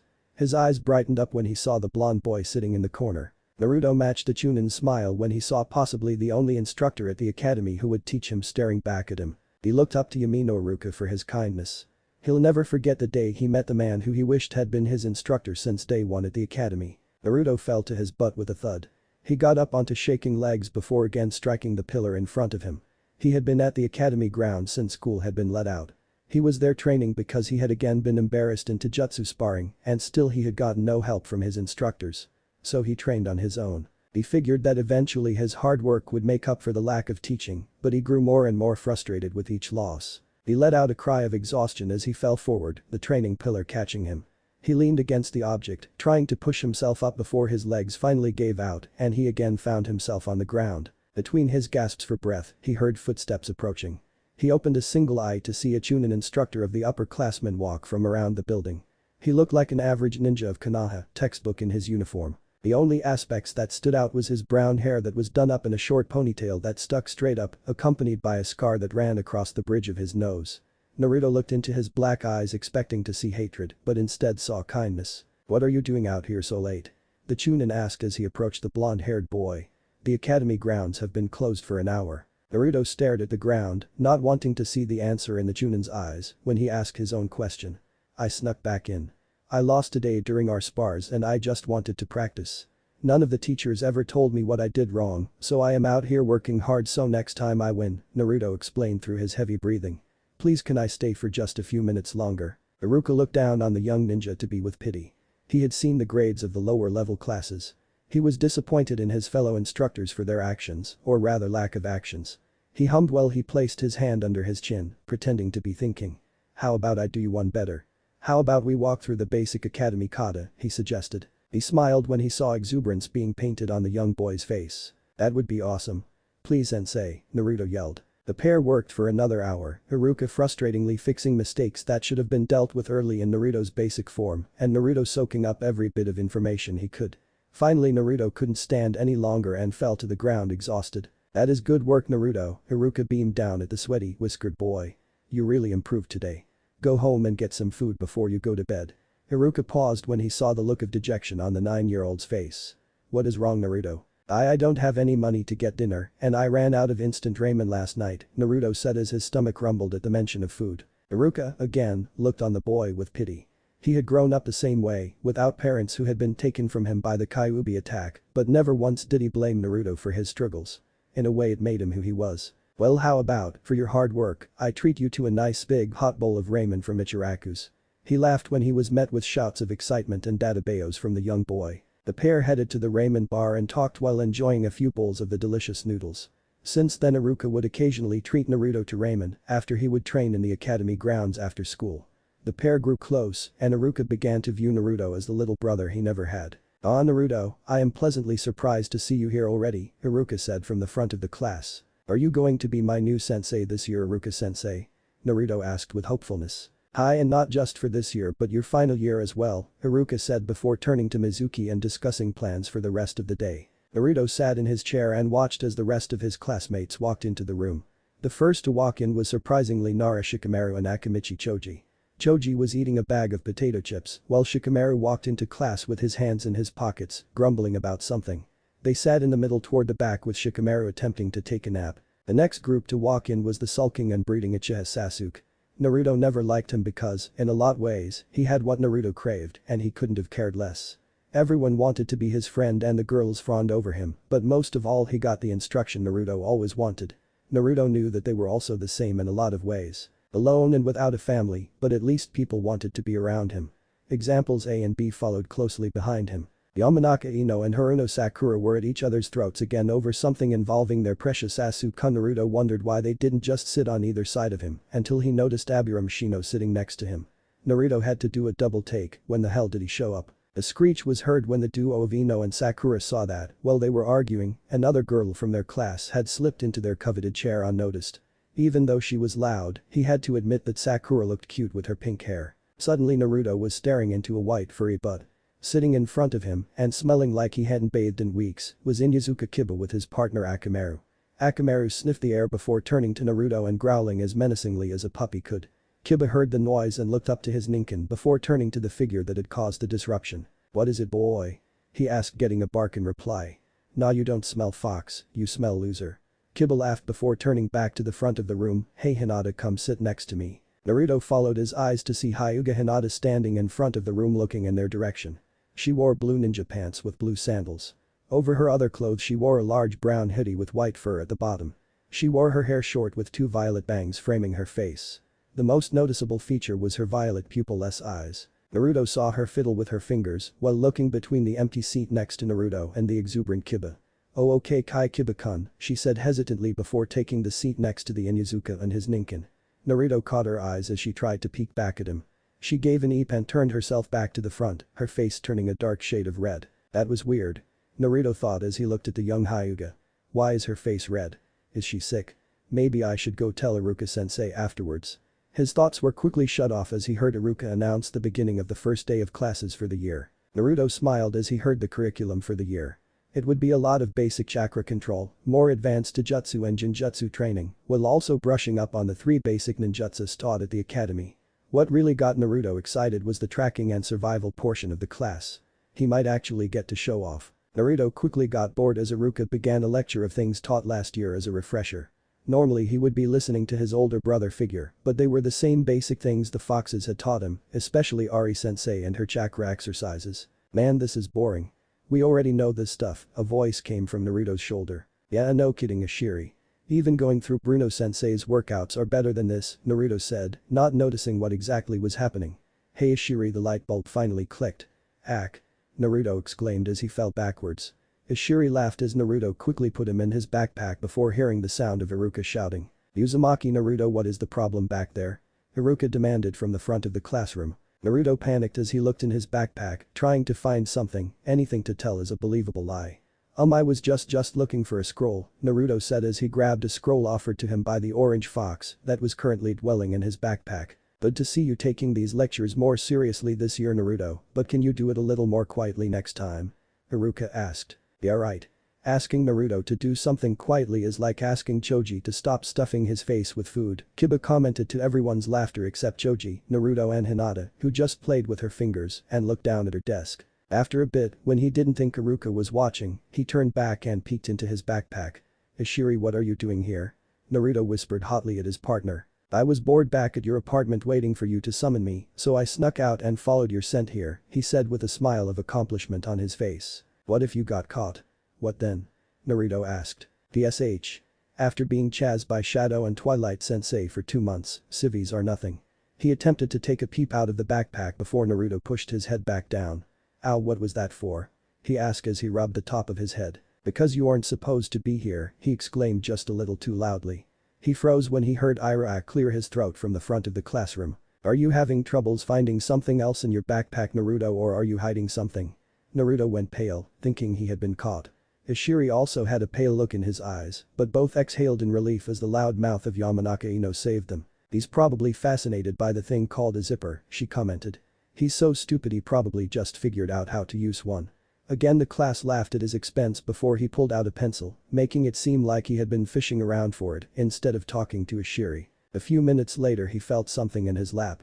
He looked down and had to swallow the shout of shock that threatened to disturb Iruka again.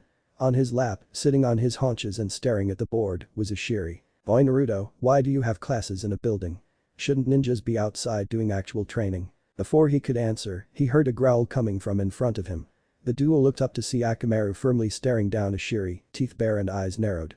Naruto again pushed Ishiri below the desk, out of view of everyone else in class. Iruka turned to Kiba and noticed Akamaru acting up. "Kiba, control your ninkin or else he will be forced to sit outside for the remainder of the school day," Iruka announced. At hearing this, Akamaru yelped before turning back around and staring straight ahead with a pale Kiba underneath. "Why yes, Iruka-sensei. Won't happen again," Kiba said. "Oh, easy on him, Iruka-sensei," Naruto spoke up. "That poor dog probably caught fleas from the smelly mutt he's sitting on." The class erupted in laughter while Naruto celebrated in his mind for his first payback. Either that or he was whimpering due to Ino's loud and annoying voice.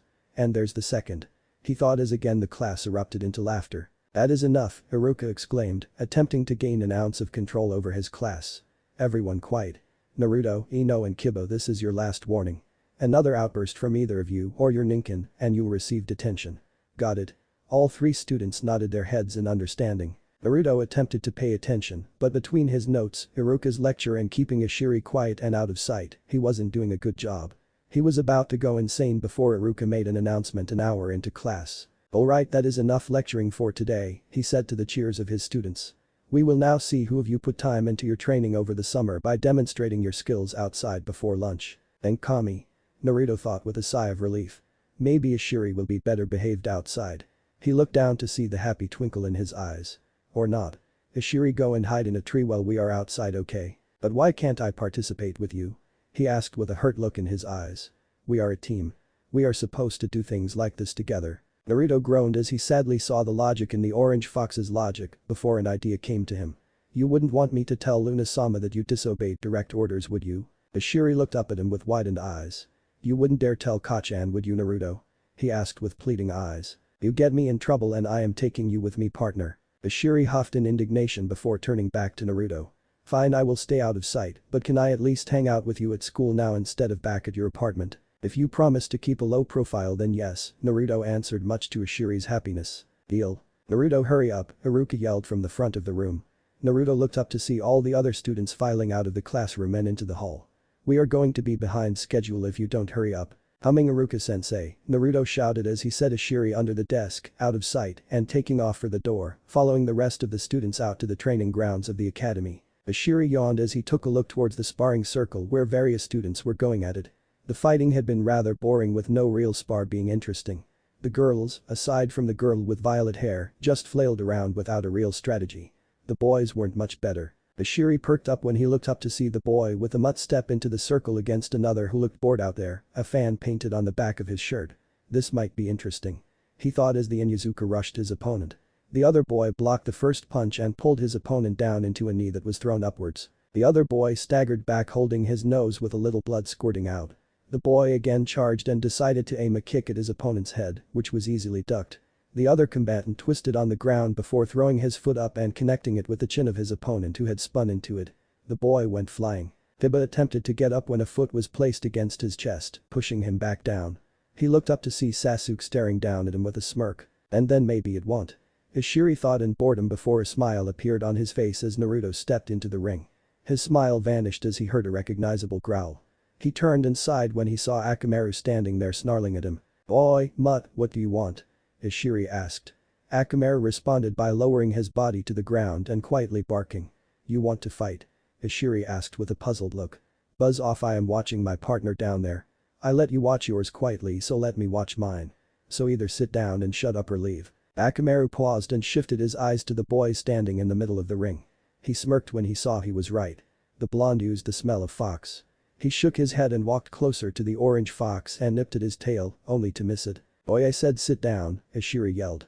He brought his paw up and hit the ninkin atop his head, sending him off the branch and onto the ground below. Ishiri chuckled as the white dog bounced around the branches and onto the ground before his master realized where he was. Hiba ran over to his hurt ninkin. Physically he was fine, but his pride was in shambles. He had just been swatted like a fly by a tiny fox. He had to make sure the other Inyazuka ninkin didn't hear about this, or the torment would be unending. Ishiri smirked as the pair walked away before turning back to his partner in crime. His fight just began versus a plain-looking civilian child. Naruto looked at his opponent.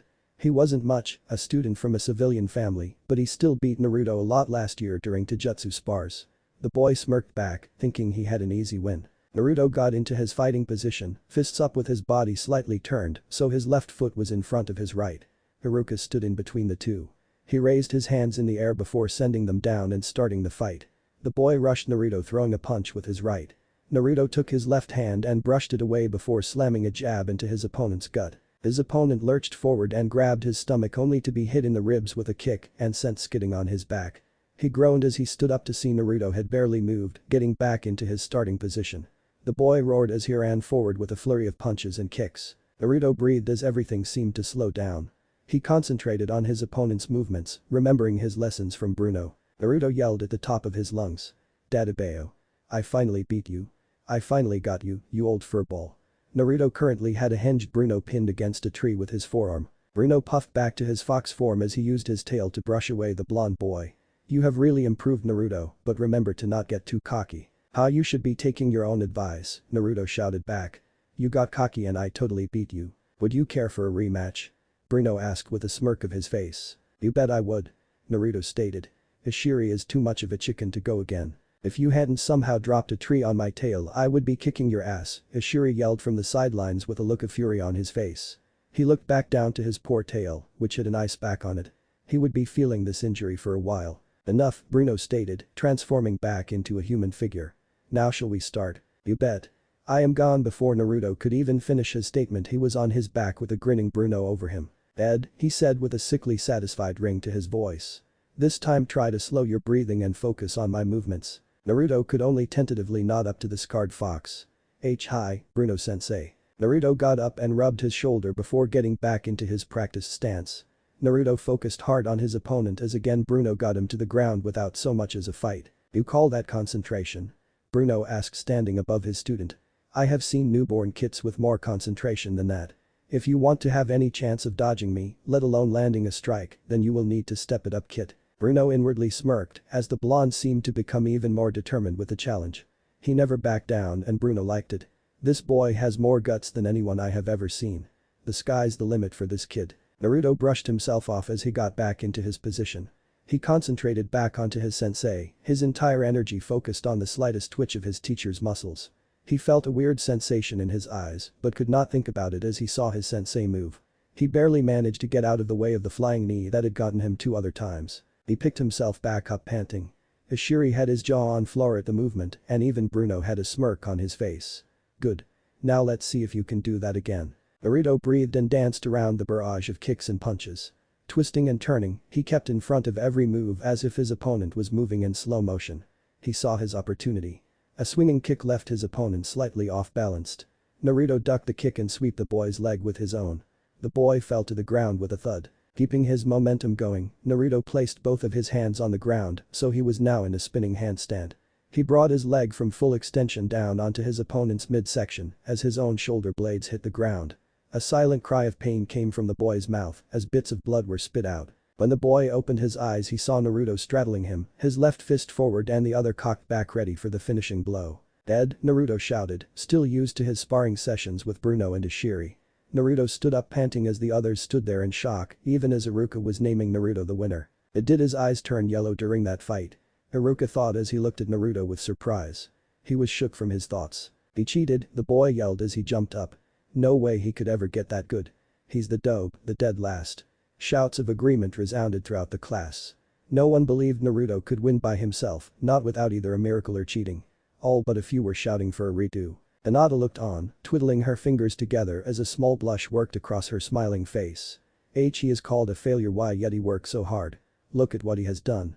Way to go Naruto, I wish I was as confident as you are. Sasuke, on the other hand, was seething behind grinding teeth. How did he get so good so fast? There is no way the dope learned that on his own. He must have an extra tutor, but why waste time on him when I am the genius? Izuki also hid his grinding teeth behind a smile. His plans were unfolding before his very eyes. If Naruto had improved so much in Taijutsu, then what else could he have improved on? At this rate he wouldn't fail as planned, but Danzo had said the boy would fail, he guaranteed it. Iruka held a smile on his face, he was really proud about his favorite student's progress. Naruto didn't cheat students. This is what happens when you work hard and apply yourself. The students just blew off the chunin except from an indigo-haired girl who was nodding sheepishly in the back, her eyes focused on Naruto with a smile on her face. Ishiri watched with amusement as the rest of the trainees were put through spars. Not many were good fights, and two refused to fight each other, some kid who couldn't keep his hands out of a bag of potato chips, and a lazy boy with a pineapple haircut. Ishiri's ears perked up at the next announcement. "Alright, let's move on," Iruka said to the class. Naruto beamed a smile until he heard what they would be doing. "Line up and we will test your clone jutsu. First up will be Haruno Sakura." Ishiri groaned as he put his head on the limb he was sitting on. He put his paws over his eyes. "Not the clone jutsu. Give him the transformation or substitution jutsu, but not the clone jutsu, anything but that." He lifted a paw when he heard his partner's name called. Naruto stepped in front of the line. He looked at Iruka sheepishly before going through the needed hand seals. "Clone jutsu," Naruto announced with blue chakra circling and twisting around him. A puff of smoke enveloped him and the surrounding kids. Naruto coughed and waved his arms around to clear the smoke away. He opened his eyes to see a sickly Naruto clone fluttering around like a piece of paper in the wind before falling done, much to everyone's amusement. Naruto felt his temper begin to come undone. He went through the hand signs and tried it again and again with the same result each time. Alright Naruto, that is enough," Iruka said with a sad smile on his face. "We'll work on it later." Naruto looked on as the other kids did perfect, or close to perfect, clones. He remembered his failed clones and smiled slightly. Well, they were better than the summer, I guess. Next up was kunai throwing. Sasuke was the first to go. He jumped into the air and did a little twirl, releasing all the kunai at once. Each kunai resounded with a thud, perfectly embedded in each of the 5 targets. The girls fawned over him as he stuck his hands back into his pockets and walked away. Naruto was up next. Well, he wasn't as proficient as the Uchiha. He managed to hit the bullseye on 3 of the 5 tries and hit all the targets, which managed to get him into second among the male students. Again, shouts of accusations were thrown around as he stepped out of the throwing area. Ishiri looked on with shock as the boys missed a bullseye on majority of their throws and some the target altogether. Weren't they ninja? This should have been second nature to them. What made him cringe the most was the fact some of wannabe Kunoichi couldn't even embed the kunai into the target. And Naruto was the dead last. How? That would become clear as the chakra control session was completed. The objective was easy. Expel chakra to keep a ping pong ball in the air for 5 seconds. Everyone seemed to easily do this except for Naruto. They were still searching for his. Ishiri heard the exclamation of "ow" about 100 yards away. He looked up to see a slight breeze in that direction. Yep, seems about right. Overall, Naruto couldn't complain. He had showed off his new skills much to Iruka's enjoyment. Naruto actually felt excited for the upcoming year of classes. Naruto's enthusiasm didn't last as he sat on a swing in the courtyard of the academy, watching as parents or older siblings picked up his classmates. He hated this part of the academy more than anything else. He would go through Taijutsu katas all day long if it meant he didn't have to see the sight. What made it worse were the civilian parents who would openly scowl at him when passing. At least the shinobi parents averted their eyes, it made it seem like they didn't completely hate him. He swung underneath a tree the swing was under, thinking about how it would be to have a family who loved him. "Hey Luna-sama?" Naruto asked through panting breathing. He looked up to see the curious gaze of the matriarch fixed on him. "Yes, young one?" she asked with curiosity. The young blood had been particularly quiet today during ninjutsu practice, much to her worry. He had never been this quiet. "Can you tell me about my clan?" he asked. He saw a small wince from the large silver vixen. Luna averted her eyes from her young charge. Unfortunately her eyes fell on her son, Ishiri. She remembered Naruto never had a family, never knew what it was like to have a clan. She pictured what Ishiri would be like, shunned by his kind, no one to look after him. She often wondered how Naruto had survived this long. He deserves to know. Even if it hurts to tell him. They were an interesting clan, she said, still looking at Ishiri. They were loud-mouthed, ill-tempered and stubborn to a fault, but they were also kind and gentle. They would throw a party and made sure everyone was invited. They were also ruthless in battle. It was funny. They would be your enemy one minute and then your best friend the next. She sighed as she remembered the harder parts of the lost clan. They were known for a few things. They were known for their red hair and green eyes, obviously something you got from your father, whoever it was. More importantly, they were known for their long life, immense chakra reserves, and their proficiency in both Fuinjutsu and Kinjutsu. It was these traits that lead to their downfall. Naruto saw the pain in the large vixen's eyes. She wasn't taking this talk well. What happened to them? Luna sighed as she turned back to the curious boy. They once had their own village. They built it in Yuzu no Kuni, and their village was named Yuzushiogakure. It was nicknamed the Village of Longevity for the long lifespans of the Uzumaki clan. During the Third Shinobi War they were targeted. Weighed down by major battles and other small skirmishes, Konoha was unable to send reinforcements to Yuzu no Kuni. They arrived to the site of Yuzu burning and buildings crumbling. They were a day late. Luna stopped and sighed, trying to push through the last bit of her story. The Uzumaki live on, scattered throughout the 5 elemental nations. She turned to Naruto, and a brief smile made its way onto her face. "You do their memory proud, little one." Naruto sat there and digested the story. It was a lot to take in. "I wish I could meet the survivors," he said finally. "It would be nice to have a clan, you know. I always wanted to know how it felt like to have a family." "Oh, but you do, Naruto-chan," Luna said with a small smile on her lips. "You are a member of the Kitsune clan. You are without a family no more." Naruto was pulled from his thoughts by an orange tail waving in front of his face. "Oi earth to Naruto," Ishiri said jokingly. "Come on, we got to get going, or else Kachan is gonna be furious. You have to have energy after that boring day."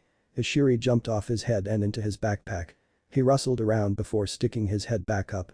"Now come on. We got real training to do." Naruto's smile returned as he threw himself from the swing and began his run out into the woods. "Yeah, you're right. I still have enough energy to kick your butt." Naruto snickered as he heard his friend's response. Luna was right. He was a part of a clan. Chapter 5. Naruto had his head down on the top of the desk, thoroughly enjoying a nap before a screech of disbelief, followed by a second, awoke him from his slumber. He opened his eyes, vision still blurry, to see the class was circled around the newest chart, showing their most recent testing results. "Iruka-sensei, this can't be right," came a shout of disbelief. "There is no way the mutt and the dope got better test grades than me." Naruto raised an eyebrow as a fuming Sasuke came storming out of the circle. The dope has never gotten an A in his life, and now all of a sudden he aces the hardest exam of the year. Both of Naruto's eyebrows rose at this. The test hadn't been that hard. For the past month the class had been going over tracking and stealth. Naruto's enthusiasm was quickly curbed when all they had done was theoretical work in class and very basic exercises out in the training grounds. How to backtrack, crawl on your stomach and creating camouflage to match the environment and other basic things had been covered before going on to how to follow an enemy ninja using the terrain. Naruto snoozed through the theoretical work while goofing off when they went outside. It wasn't that he didn't like the classes, but he already knew everything. Even the more advanced techniques were covered by the Yin-Yang brothers and taken even further during their daily games of cat and mouse. Compared to that, the classes at the academy were a piece of cake. Naruto impressed both Iruka and Mizuki as he walked through the techniques and pointing out the little nuisances of tracking even they didn't know. Had they not tried to not release the supposed genjutsu they were under, they would have thought Naruto was a disguised Anbu pranking them. The most impressive part had easily been the written test. Iruka and Mizuki graded his test 3 different times. The test over tracking and stealth was known as the hardest test given by the academy. Usually half the class failed and no one had ever aced the written portion, let alone the full test. "Boy, what is all the commotion?" Ishiri mumbled from his curled position on Naruto's lap. "The hell is Mr. Moody all bent out of shape about?" Ishiri had gone with Naruto to class the entire school year and managed to stay hidden. During the more boring classes he would constantly be found messing with Akamaru, making the ninkin sit outside on multiple occasions, and each time he would be nowhere in sight. "Apparently I aced the test," Naruto whispered back as he stared at the murmuring circle in the front of the room. "You sure they didn't get something wrong?" "It's you we're talking about here," Ishiri said before ducking into Naruto's backpack as the whiskered boy rose to his feet. "Yeah, I know, right?" Naruto chuckled. He walked up to the chart and began to search for his name. Out of habit he began at the bottom. He scrunched his brows together as he looked at the bottom to see a civilian kid's name there. His smile began to grow as his eyes began to make his way up the charts until he was beaming a full smile. Uchiha Sasuke. 97%. Inuzuka Kiba. 98%. And the most badass ninja in Konoha, Uzumaki Naruto 100%. Naruto was smiling before hitting the board in front of him. Behind him was a fuming Haruno Sakura. "Oi, you got lucky baka," she shouted. "No way are you better than Sasuke-kun. He will wipe the floor with you in the field test." The field test.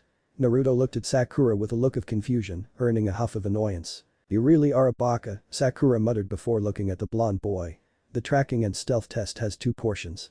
The written and the field test. Both are worth half of your grade in the subjects, but don't worry, you won't beat Sasuke-kun at that part.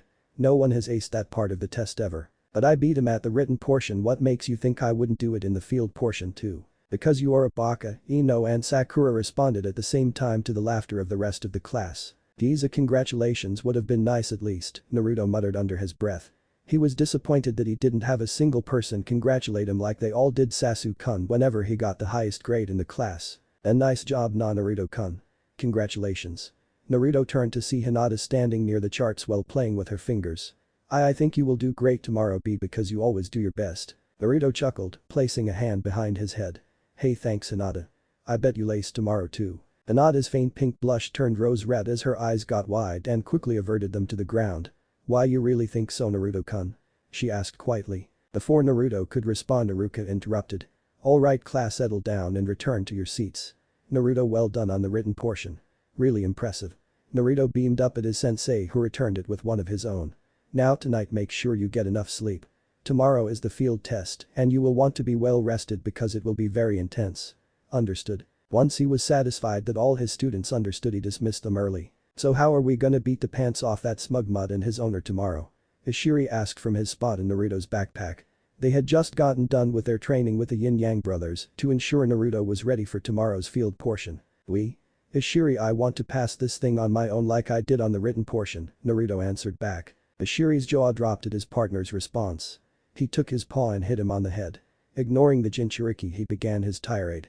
"You are gonna let that Inuzuka use his less than useless mutt while you have me as your ace in the hole. Hell, if you really wanted to win and get done with it fast, then you'd summon Shadow and Twilight Sensei. They'd get it done so fast it would make that white furball's head spin. Stuck up Ninkin thinking he is better than me because he can sit anywhere he wants in class. Gets the attention of all the girls in the room and gets his ears scratched. Bah, spoiled baka." Ishiri turned his nose up at the end of his tirade. "Do I sense a bit of jealousy, Ishiri?" Naruto prodded with a smirk. "I thought you said that Akamaru wasn't an issue to a clever and awesome fox like you." "It isn't fair, Naruto," Ishiri shot back. "He gets to parade around like he is all high and mighty because he gets to hang out with his partner in plain daylight. We're partners too, Naruto, and you know I could beat the pants off that straggly mutt. It isn't fair that he gets to be out in the open while I sit in a backpack next to unused scrolls and pencils. Please, Naruto, let me help you." Naruto put his hand under his chin as he thought about Ishiri's argument before the bump on the back of his head reminded him of earlier that day. He had aced that test fair and square, and yet no one believed he could do it. He had finally proven he was good at something only to be mocked and hit on the back of the head. Even though he had been the best in the class, he had been labeled the dope. He gritted his teeth as the determination returned to his eyes with full force. "I'm sorry, Ishiri, but I can't do that," Naruto stated. A screech of disbelief came from the orange fox, but Naruto raised his hand to stop any type of argument from passing the kitsune's lips. "Ishiri, I have to prove to them that I can beat those guys and everyone else. Especially on my own 2 feet. I can't be expecting someone to come in and help me when I am caught in a tight spot." "But we're partners," Ishiri said. His ears were lowered and a sad look was in his eyes. "We're supposed to do these things together. Remember how you felt when the foxes your age mocked you for thinking you found a new summoner?" Ishiri raised his eyebrow at his partner before slowly nodding his head. "Well, it is kind of the same thing for me. I want to prove them wrong. For my entire life I have been put down as a loser, as someone who couldn't be anything, and I want to prove them wrong. I know we are partners, but sometimes you have to prove to yourself that you can do something on your own. Does that make sense?" Ishiri crawled into Naruto's backpack and stayed there for a bit as Naruto walked back to his apartment. The more he thought about it, the more he realized he had put his own, selfish feelings above those of his partners. He knew Naruto looked upon him as an equal and not merely a ninkin like Akamaru. Still, it hurt to know that he would again take a back seat to the furball. He couldn't deny what Naruto said was true, his own battle was fought on similar terms. He was against everyone else who thought he was nothing, and he had proven them wrong. Ashiri heard the click of the doorknob to Naruto's apartment and peeked his head out before crawling out and sitting on the kitchen table. He stayed quiet, looking at his dinner while Naruto scarfed his down. "Alright Naruto, I understand," he finally said as he looked up to his partner. Naruto tilted his head as he looked at the young kitsune with a puzzled expression.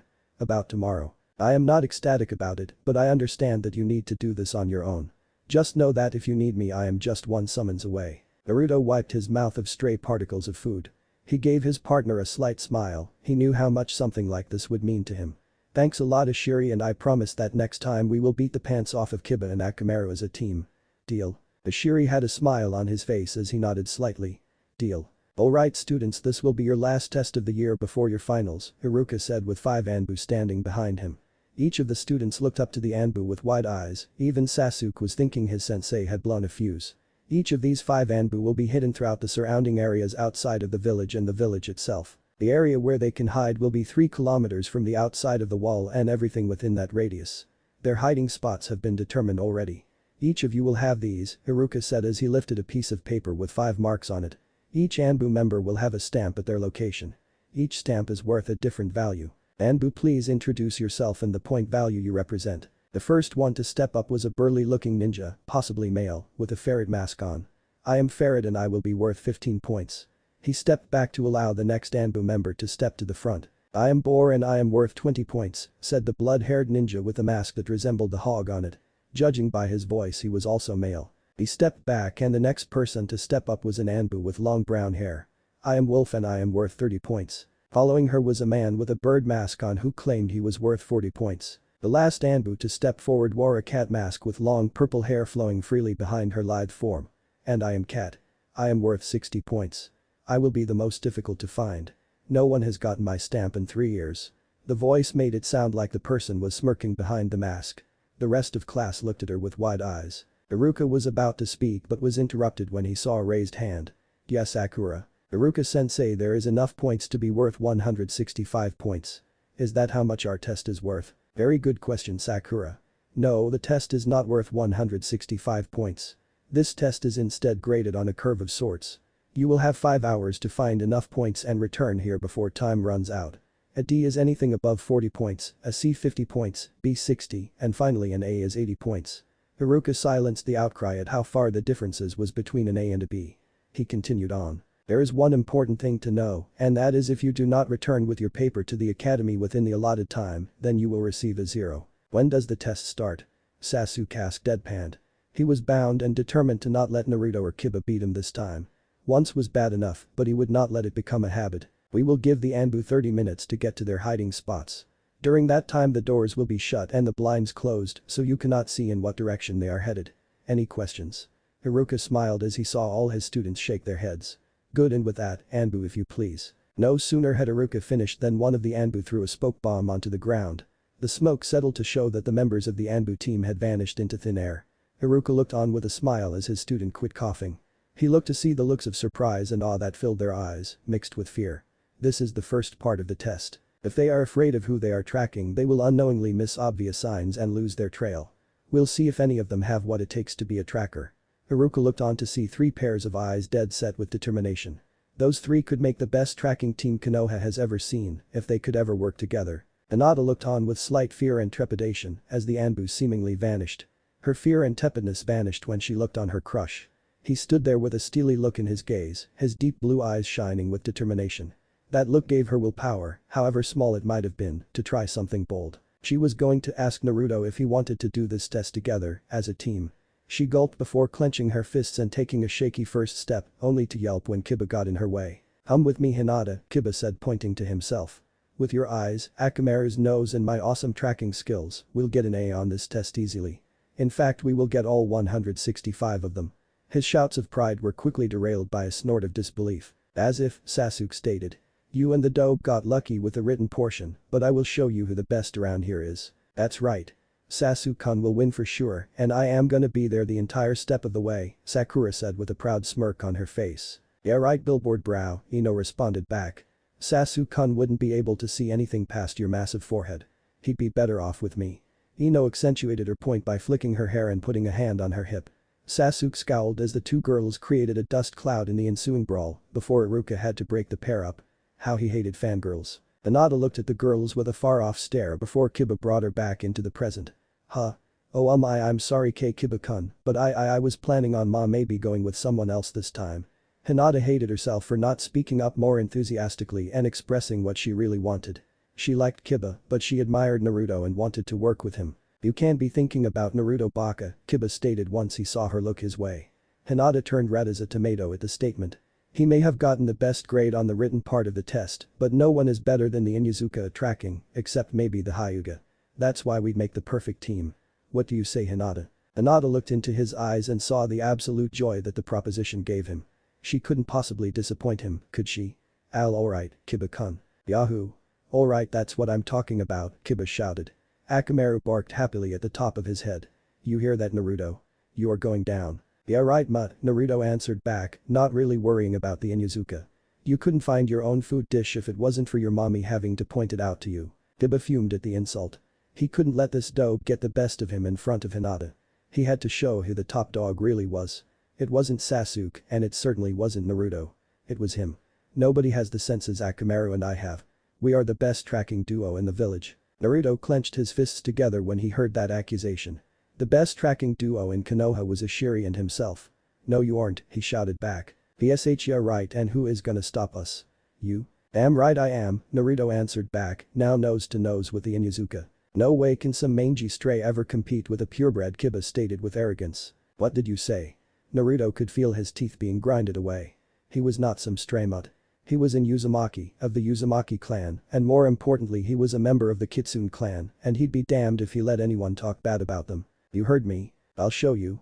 I'll get all 165 points and beat you back here Databeo. I'd like to see you try. It's on then. Yeah it is. Both boys were nose to nose and growling at each other like two wolves fighting for the position of alpha male.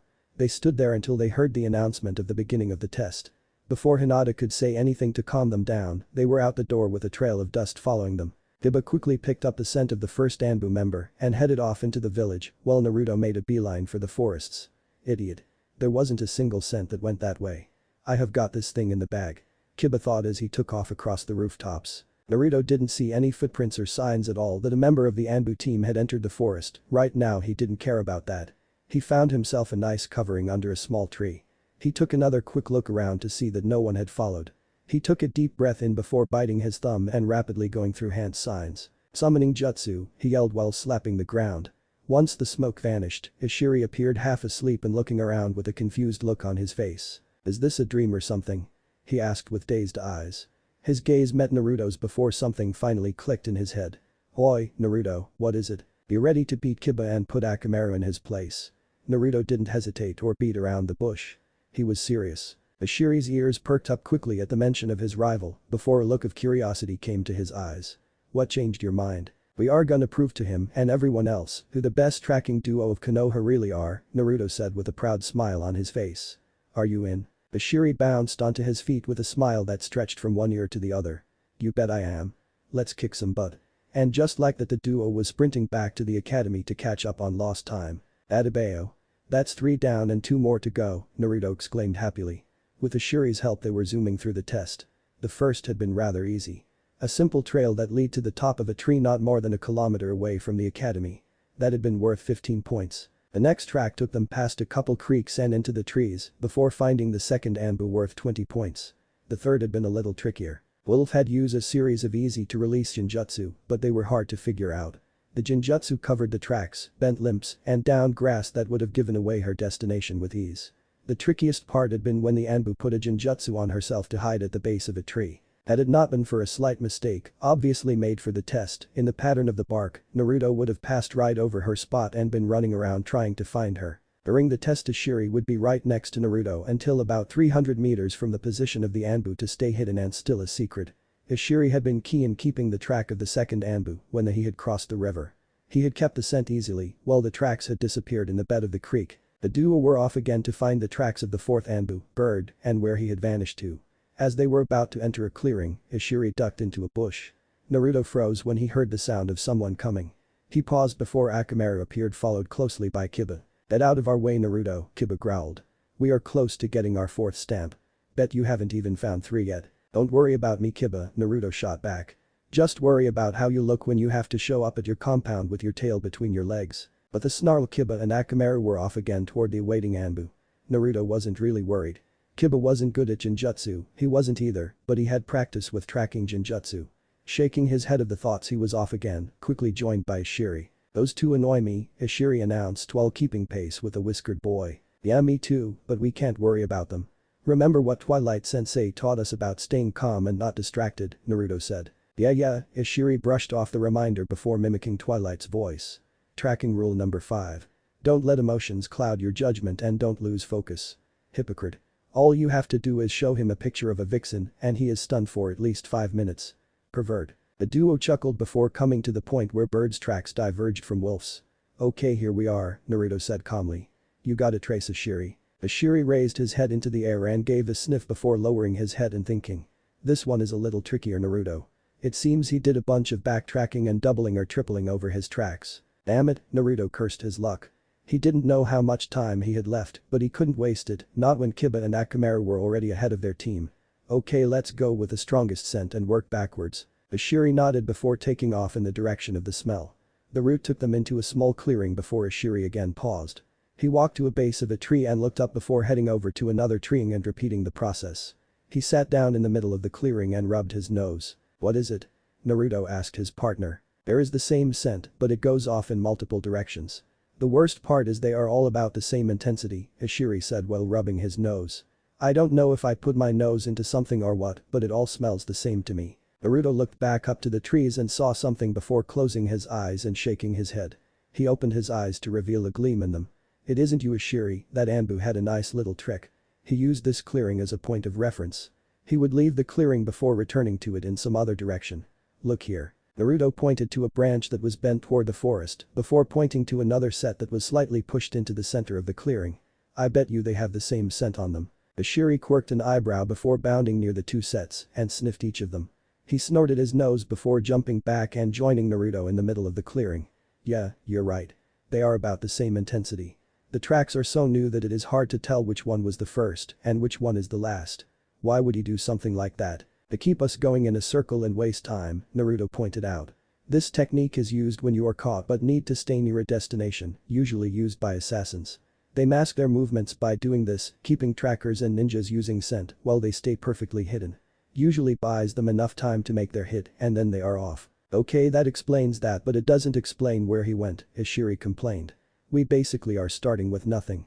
Caught in a maze of useless scents and pointless tracks. Naruto sat down next to his partner as both took in the things they knew about the tracks before a light bulb came into Naruto's mind. Hey Ishiri, how do you get through a maze without a finish? Ishiri looked up to the blonde boy who was beaming a smile his way.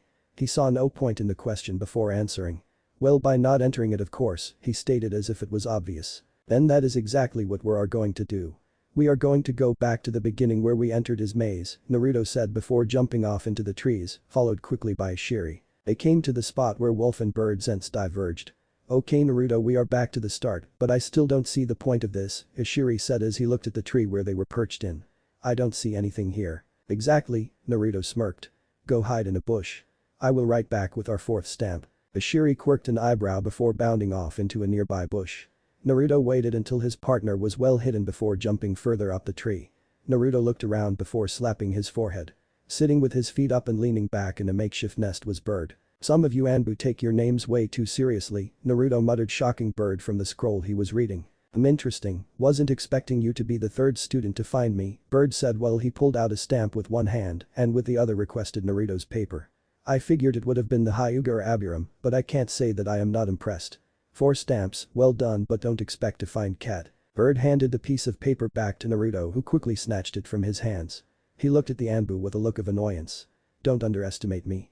I am gonna find the 5th stamp and kick that mutt's butt. Believe it. And with that Naruto was off again. Bird sat back thinking about his 3 visitors. He was impressed they had found him so quickly, usually he could read his scroll in peace for the first 4 hours of the test before maybe 1 or 2 found out about his little maze.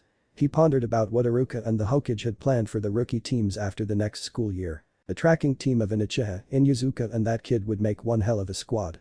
He shrugged his shoulders before returning to his scroll. Ishiri waited patiently in his bush before suddenly moved his tail out of the way of the incoming Naruto. "Oi, Naruto, what have I told you a million times? Watch the tail," Ishiri spat as he held his tail with his front paws clenched to his body. "Did you get it?" "I don't know, you tell me," Naruto said, unveiling the sheet of paper. "Does that look like a bird stamp or what?" "Now we're talking, but how did you know he was there?" Ishiri asked. "A maze leading nowhere has to have a way to get out of it. There wasn't much to indicate he went up into the trees, but we followed every scent and came up empty, figured he had to be somewhere." Naruto shrugged his shoulders. "What better way to hide than in the beginning? Those Anbu are tricky," Ishiri muttered. "Well, come on, we got one last stamp to find. Let's go." "First we got to go back to the academy," Naruto said while shooting off toward the academy. "Why do you say that?" Ishiri asked from Naruto's shoulder. He was hanging on as the boy was taking off toward the school. "Because the last set of tracks leads into the village.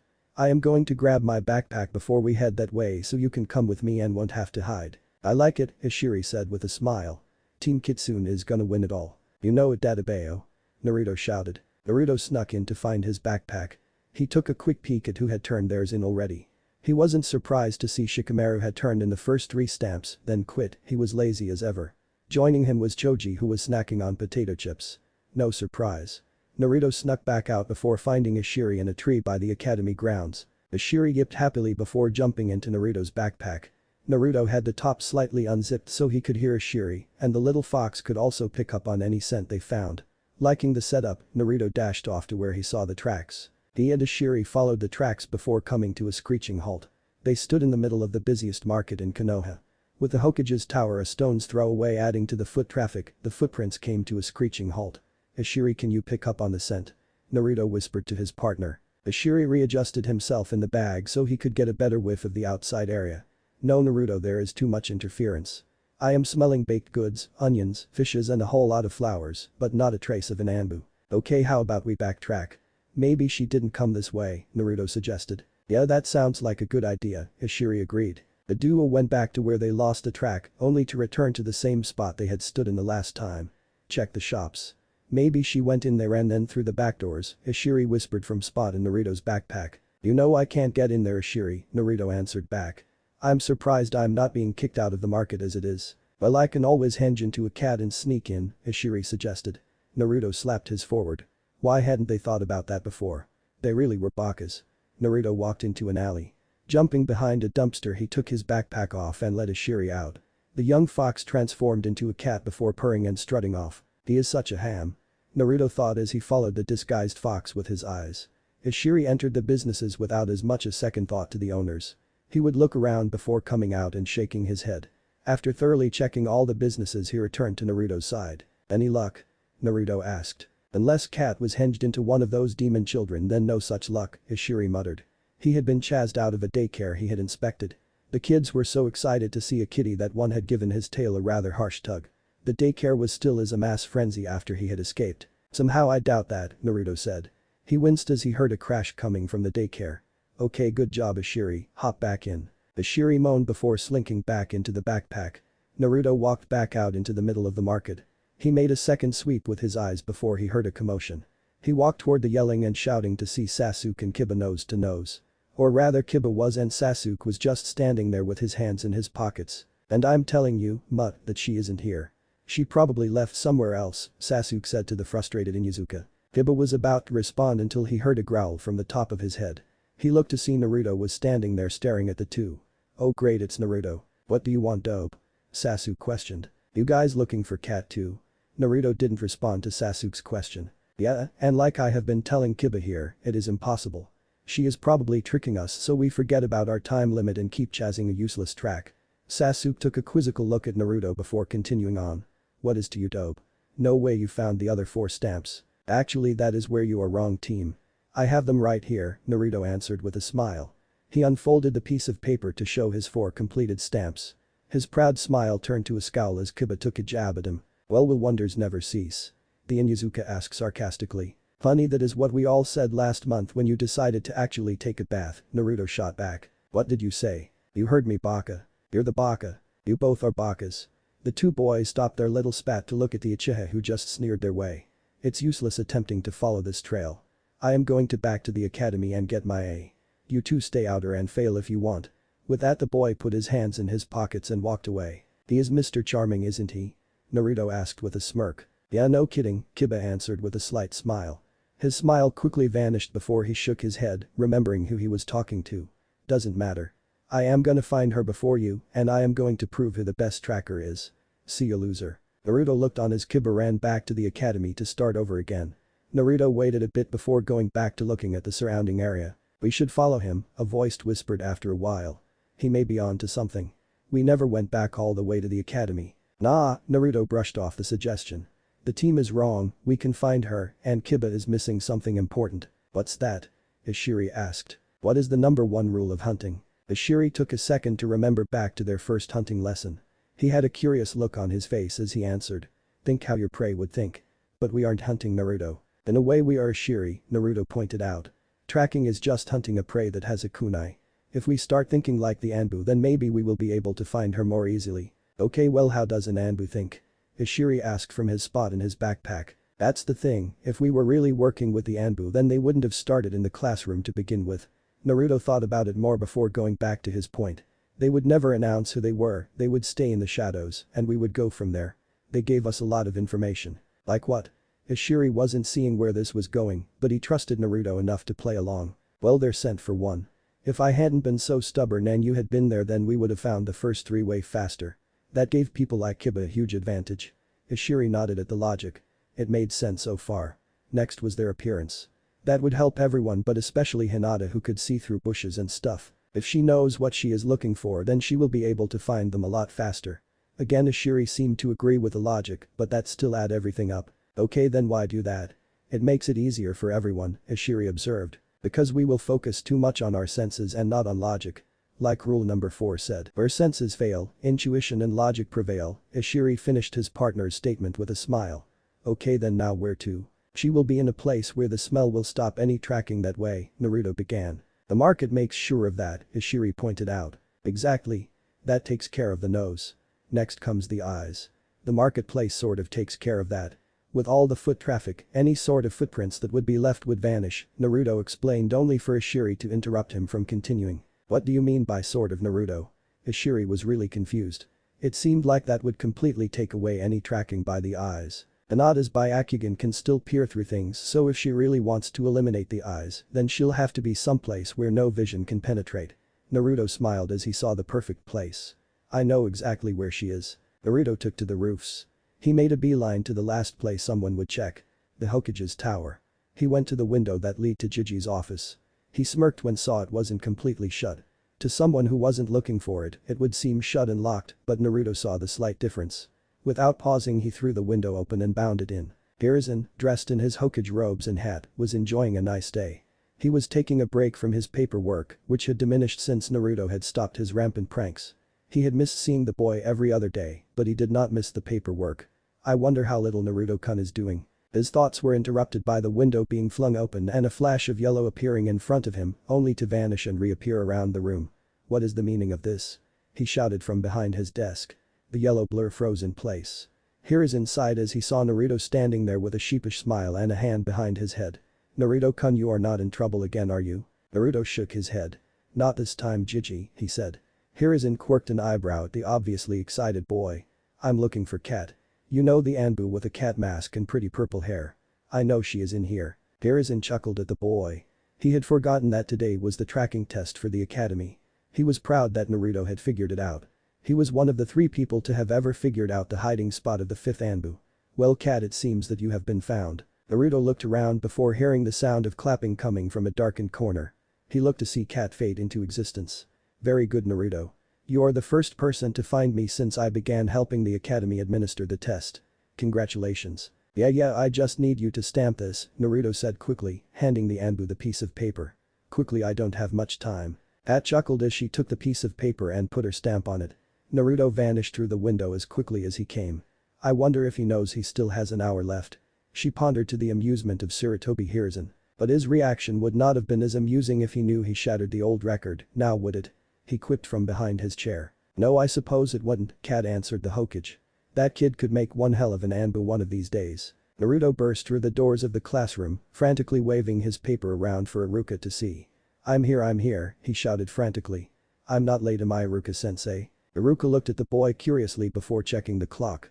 Nope, it seems you are an hour early, Naruto. Did you get enough to get an A? His eyes widened as he took the paper from the young Jinchuriki. He had all 5 stamps. Not only did I get an A but I got all 5 stamps, he shouted with pride in his voice. What? No way, Sasuke grabbed the paper from Iruka to see all 5 stamps were obtained by the dead last. Where did you get this dope? Wouldn't you like to know?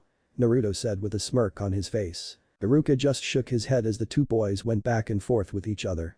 He would have to ask the Anbu how Naruto did it. It wasn't that he didn't believe Naruto, it's just that he shattered the old record by 30 minutes. Naruto was defiantly finding his own niche as a ninja, and he was damn proud of his student. Sasuke was again grinding his teeth. How could the dope do what he couldn't? It was unthinkable and it irked him to no end. Naruto had made huge advancements this year, while he felt like he stayed in the same place. He trained and trained and trained, yet still found himself not getting stronger, yet here was the dope improving immensely. It infuriated him to the core. Hinata walked in and sheepishly gave Iruka her piece of paper. Iruka looked down to see Hinata had gotten an A. She obtained 4 of the stamps. Well done, Hinata. Very good. Thank you, Iruka-sensei. I tried my best, she said with a small smile on her face while she looked away from the Chunin. Did I hear Iruka right, Hinata? Did you really get 4 stamps? Hinata blushed when she turned to Naruto and gave him a tentative nod. I told you, Hinata. I knew you could it, Naruto said enthusiastically. He was lost in his enthusiasm as leapt at the girl, giving her a massive hug. Naruto-kun is hugging me. What do I do? What do I do? Hinata thought frantically. She had turned a bright red. She breathed in, about to speak to him, before passing out in the blonde's arms. Naruto felt her go limp. Hinata. He looked to see the girl had passed out. He set her on a chair and shrugged his shoulders. Must have been tired from the testing. It was a lot of running around anyways. The rest of the hour went by fairly quickly as the rest of the students were beginning to file into the room. A lot of dejected faces, only turning in 2 stamps, while others beamed with pride for collecting 3. Iruka raised an eyebrow as he saw that so far 4 students had turned in 4 or more stamps. Best results we have ever gotten on this test. Impressive. Alright, class time is up, Iruka announced, looking at the clock. Nice job by all. Your scores from the combined tests will be posted after the weekend. Please go ho. Iruka was interrupted as Kiba barged through the door. Iruka-sensei, here's my test, he shouted at the top of his lungs. Sorry Kiba, but the 5-hour time limit has already come and gone. I'm afraid that you get a 0 for the field test, Iruka said sadly, looking at the young Inuzuka. Kiba looked at the clock then back at Iruka with a paled look on his face. But I was just a minute late, Iruka-sensei. Can't you make an exception just this once? I got 4 stamps. He showed his teacher his paper. Iruka grabbed the paper and saw that he had indeed gotten 4 stamps. That made it even tougher. I'm sorry Kiba, but when you become a ninja then you will be given restrictions on a mission. If you can't follow those restrictions then you put yourself, your teammates and the mission at risk. I'm sorry but you need to learn this lesson now. You fail Inuzuka Kiba. Kiba fell to his knees as Akamaru whimpered on the top of his head. He felt tears begin to well up in his eyes. He didn't mean to be late, he had been searching for Cat and lost track of time. He looked up when he felt a hand on his shoulder. He looked to see Naruto standing over him. He sniffed before brushing his hand off. What do you want, Naruto? He shouted at the blonde boy. Come to rub it in my face. Is it that it? He was surprised when Naruto shook his head. No, that wouldn't be right. I know how hard you worked and you deserve that, Kiba. I'm just over here trying to be a good friend. And who says we are friends? Why would I want to be friends with you? Kiba wasn't mad specifically at Naruto, but more at the pity he was getting. It made him feel like a beta and not an alpha. He hated that feeling. Because we are gonna both be Konoha ninjas soon, and that means we'll be comrades, Naruto answered as he stuck his hand out to Kiba. What do you say? Kiba looked at Naruto's hand and thought about his offer. He had a point. If the members of the pack fought it would only weaken them and potentially get them killed. He grabbed his hand, shook it strongly. Alright, but don't think I am gonna be losing you two again. You may have gotten me this time but next time you are going down Uzumaki. Naruto beamed a smile at the wild-looking boy. You'll have to bring your best if you want to beat me. But that the two turned away and walked in their separate directions as friends and new rivals. Akamaru was sitting atop Kiba's head before he heard something. He turned back to see Ashiri sticking his head out of Naruto's backpack. The little fox stuck his tongue out at the Ninken before returning back to his place in Naruto's backpack. Akamaru sighed, he had lost again to that stinking fox. He really hoped the other Ninken never found out now. Chapter 6. Ashiri yawned from his perch in a tree above the training ground of the academy. The last year at the academy had been rather dull for the two partners. Naruto was frustrated from all the theoretical strategy work done in the classroom and very rarely practiced. He would often struggle on paper tests but would breeze through the field tests. Still, it was the paper test and clone jutsu that kept him out of the top portion of his class, being labeled dope even by those that couldn't beat him in a spar. Ishiri, on the other hand, wished he could be in the classroom instead of outside, being left to his own devices. He had hit a growth spurt and now came up well past Naruto's knees. No longer being able to hide in Naruto's backpack, Ishiri found himself hanging out either at Naruto's apartment or transforming into a dog and trotting around near the academy. He had found himself in an awkward position one day when he drifted too close to the Inuzuka compound. And Inuzuka thought he was a stray and had given him a bath before letting him into the kennels, where he came face to face with Akamaru. Ishiri and Akamaru sat staring at each other with confusion before he was summoned away by Naruto. To this day it was still the most awkward moment he had found himself in. Ishiri watched as his partner in crime failed time and again to form a remotely healthy-looking clone. He sighed when Naruto finally stopped. He can preform affinity jutsus just fine, but he can't form one stinking clone. What is going on? He waved it off when the class returned to the classroom, but the teachers stayed behind. His eyebrows rose a little as he leaned forward. What could they be having a conversation about this late in the year? Mizuki looked on with a smirk on his face. Naruto had again been unable to form even one viable clone. He had been frustrated.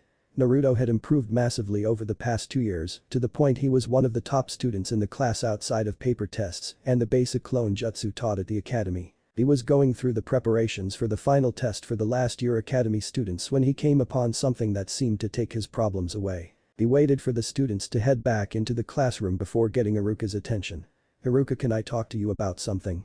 he asked, motioning away from the door. Iruka looked at his contemporary and then back to his students.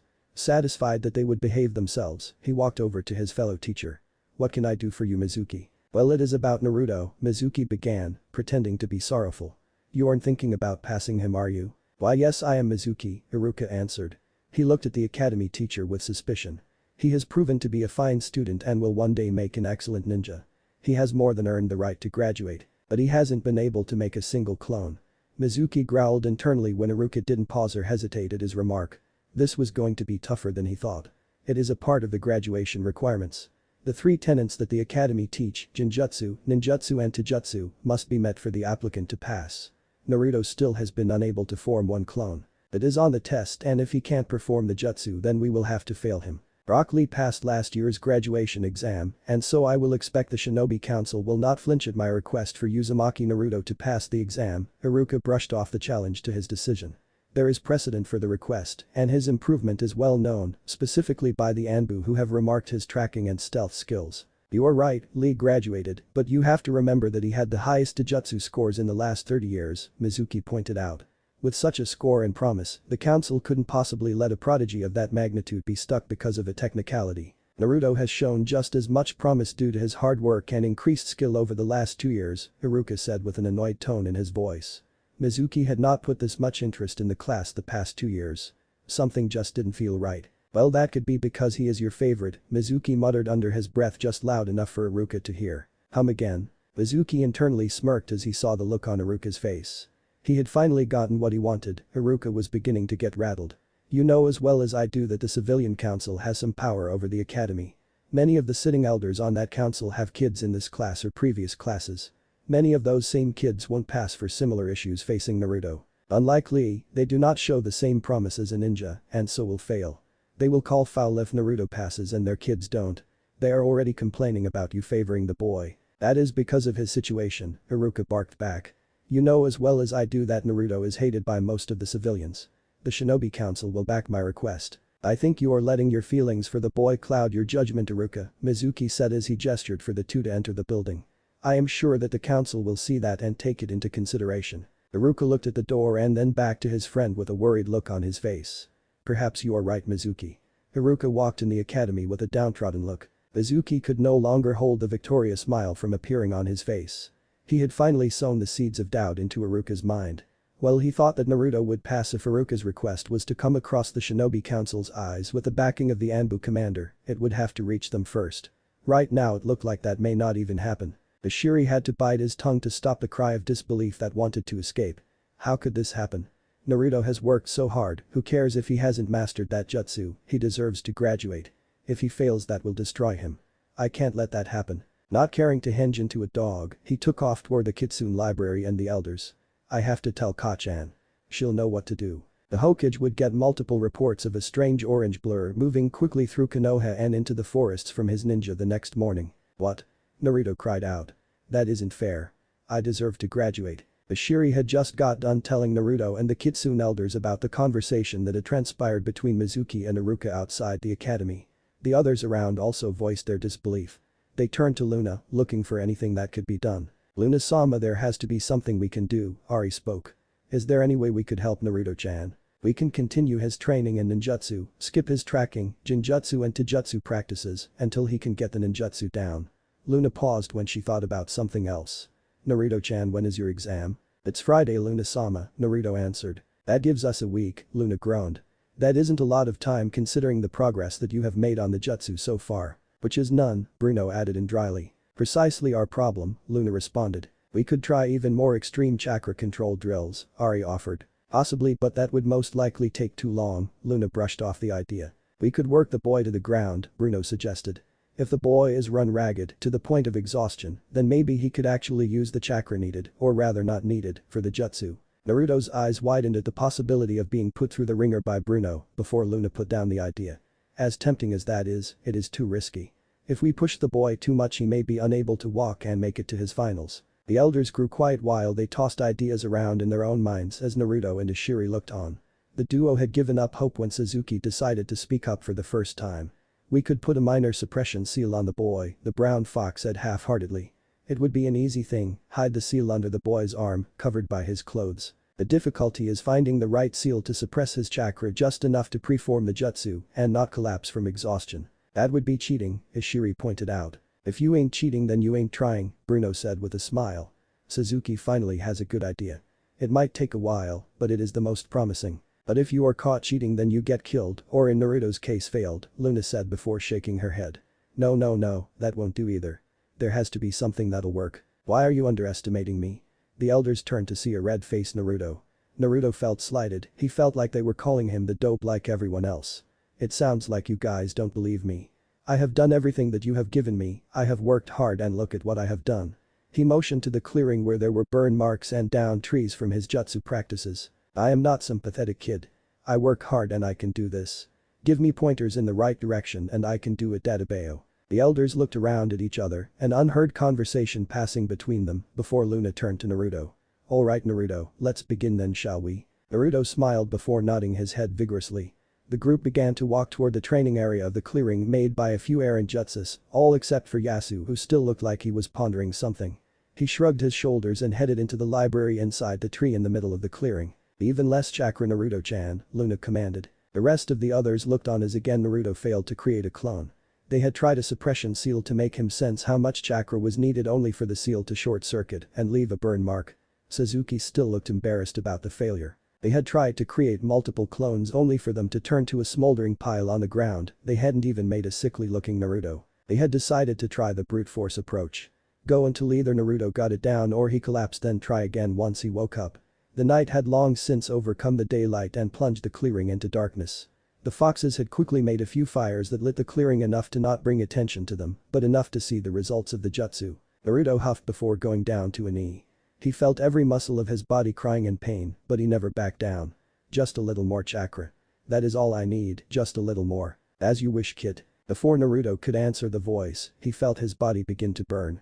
He grunted and bent over, dry heaving on the ground in front of him. Naruto, Ishiri yelled as he rushed to his friend's side. What's wrong now? Before Ishiri could finish he was sent flying across the clearing. He hit a tree with thud before sliding to the ground unconscious. Naruto yelled in pain as his head shot up. His body was immediately enveloped in a red chakra cloak. The chakra pulsated and whipped around him furiously. He could feel energy coursing through his veins, more than he had ever experienced before. His whisker marks grew more pronounced along with enlarged nails accompanied by red eyes with black vertical slits. Naruto-chan, you have to calm down, Ari yelled. The chakra was making her fur whip around madly. She kept her tail in front of her eyes to avoid the blinding light that came off from the whiskered boy. It's no use, Luna screamed, her voice barely heard over the roar of the chakra. That's the chakra of the Kyuubi no Yoko. He can't hear you. She began to panic. If this got out of hand, then Naruto could hurt himself or others. If things got truly out of hand, then the Kyuubi could escape. She looked to see Suzuki was still with him. Bruno, hold the boy down. Suzuki, use a seal to stop the flow of chakra. Won't that kill the boy? He questioned as he dug his claws into the ground so he wasn't thrown back. Trust me. Suzuki looked to Bruno, who gave him a nod. Bruno took off toward the Jinchuriki while Ari and Luna used water jutsu to cool their charge off. Suzuki's tail was whipping around his body wildly as he went through the needed seals for his Fuinjutsu. Suddenly several scrolls of paper came shooting from his body and toward the uncontrollable chakra. Bruno, who had his fangs on the boy's shoulder and his claws in the ground, jumped out. The foxes took a quick look at one another before tentatively taking a few steps toward the fallen boy. The scrolls began to burn off to reveal a gasping Naruto with several burn marks. This can't be, Suzuki muttered. All of that suppression paper and there is still chakra coming off the boy. The foxes took another look to see faint red lines of chakra still coming from the blonde. Summon Yuki now, Luna shouted. Tell her to bring 2 units, one for Ishiri and another for Naruto. Do it now. Luna ran over to her kit, who was still on the ground. She heard a poof and turned to see a green fox standing in the clearing. The fox had a black cross on her chest that matched her paws and the tips of her ears. The vixen took a look around before gasping and dashing over to the unconscious fox. What happened to Ishiri? She took a better look around to see the area had still burning trees and gashes that burned on the ground. What the hell happened? It is of no concern. Ishiri got knocked out, summon a unit for him, Luna said as she bent down and licked the fox on the head. I need you to take a look at Naruto. The summoner? What happened to him? She asked before trotting over to the boy. Her eyes widened as she saw the condition the boy was in. Those are bad burn. It looks like there are gashes across his body. Seem to be made from chakra. Were the 2 in a spar? That is above your head. Like hell it is, Yuki shouted. He is my patient and if I am to do anything I need to know what the hell happened. He released an immense amount of chakra. Too much for his body, Luna muttered. Leave it at that. She growled to accent her point. Hi Luna-sama, Yuki stated. She hit her tail on the ground and summoned 10 different foxes of various colors. In the lead was a vixen around the size of Ishiri. She was a lighter green and had white where Yuki had black. The big difference was that she had a white heart on her chest where Yuki had a black cross. The vixen took a look around before shrieking. Ishiri-kun, she yelled as she dashed over to him. Ishiri-kun, wake up. She gently nudged the fox to get no response. Satsuri, that is enough, Yuki commanded. He has been knocked out. Take your unit and attend to him. The rest of you are with me. The foxes nodded before dashing off to their assigned spots. Yuki-san, when those 2 are stabilized, get them into the tree and get them comfy. As quickly as you can would be best, Luna stated before making her way to the library. Ari, Bruno, and Suzuki with me. Hi, responded the foxes. Luna sighed as she stumbled into the library exhausted. She was followed by the 3 elders who had witnessed the incident. They made their way to their seats in the middle of the library before turning on a light above them to illuminate the room. The elders were silent before Suzuki finally spoke up. It seems that the Kitsune clan has come full circle and find ourselves with the Kyuubi Jinchuriki. A different circumstance this time, Bruno said quietly. He looked over to his friend and frowned. He couldn't imagine the pain she was feeling at the moment. Is it possible? I mean, he could be her. It is of no importance, Luna responded deadpanned. But you missed her so much when Shri was cut off by a growl from the vixen. That is enough, Luna barked. She did not want to talk about this right now. We have more pressing issues at the moment. We pushed Naruto-chan too hard. We could have really done damage to him. The Kyuubi's chakra is nothing to take lightly. How will we go about him being our summoner? Ari questioned. Like we always do. We treat him like all his predecessors before him, Luna said. She now knew why he had been shunned from his village. Jinchurikis were not a popular group. He needs us now more than ever. If he finds out what happened and who is sealed in him, then he will need a family. He will need his clan. He needs us. Should we tell him? He deserves to know, Ari pointed out. I agree. The boy should know why he has been ostracized by the people of his village, Bruno announced. Agreed. Suzuki nodded. No, that is the last thing we will do. Luna ignored the cries of disagreement that came from the group. If he finds out about why he has been treated the way he has, without an explanation from his village, then he will likely flee, becoming a missing nin. If that happens, then he can have no peaceful life. He will find no love, only hardship as they hunt for their lost Jinchuriki. They would rather kill him than let him slip into the hands of the other villages. No, he needs to be told by someone from the village, someone who can explain to him what happened and why. Bruno scoffed at the suggestion. The boy has been kept in the dark. His entire life he has been lied to, treated worse than trash. He deserves happiness, but he will not find it in that kami-forsaken village. They don't deserve someone of his talent. Or his pure heart, Ari finished where Bruno left off. He deserves love. I agree that he may not find it there, but he can't leave. Luna-sama is right, he can't become a missing nin. Maybe he will find a Kenwaichi from another village during a mission or something, but he can't become a missing nin. There is no happiness in that life. Then we will be there for him. Whenever he is sad, we will be there. Ishiri has done a good job, their bond is strong, but he still needs a family, Luna explained. Any arguments? No, was heard from the collective group. As the group answered, they heard a noise coming from the door. They turned to see a stretcher being carried by two foxes, one on either side, bring Ishiri into the room, quickly followed by Naruto's own stretcher. The boys were taken past the elders, who looked on with sad expressions, and placed onto the ground gently. Luna-sama, they are both in stable condition. Luna turned to see Yuki standing alert. Naruto is worse off. He will need to rest up for at least a week. Ishiri on the other hand should be up and walking in 2 or 3 days. Luna looked over to Naruto who was bandaged up and sleeping. Her eyes danced over to Ishiri. Satsuri was curled up next to him, a concerned look plastered on her face. Luna sighed before turning back to the green vixen. Well done Yuki. As long as someone is here to check up on them then you are dismissed for tonight. But the nod Yuki trotted over to her underlings and dismissed them, choosing to stay. After a bit Yuki reluctantly let Satsuri stay and attend to Ishiri's wounds. We will have the Yin-Yang brothers set up a perimeter and keep away any unwanted visitors, Luna stated. We will set up a Jinjutsu so we can look after Naruto. I am sure that spike in chakra would have drawn red flags. Patrols have probably been sent out to look for him. What in the world happened? The elders turned to see Yasu walking up from a corner of the room with a scroll held by his tail. If you had been outside and not catching up on some reading, then you would have seen Naruto release the Kyuubi's chakra, Bruno spat at the small orange fox. Our summoner is a Jinchuriki. Yasu questioned with a surprised look in his eyes. This won't change anything, will it? I was rather excited to teach the boy myself. We will discuss that later Yasu, Luna said with a slightly angry look in her eyes. First you will tell us where you were while we trained our summoner. Ah yes, quite right, Yasu said as he set the scroll down in front of him. I think I may have found a way around that little jutsu that is bothering Naruto for some time. We have been over this Yasu.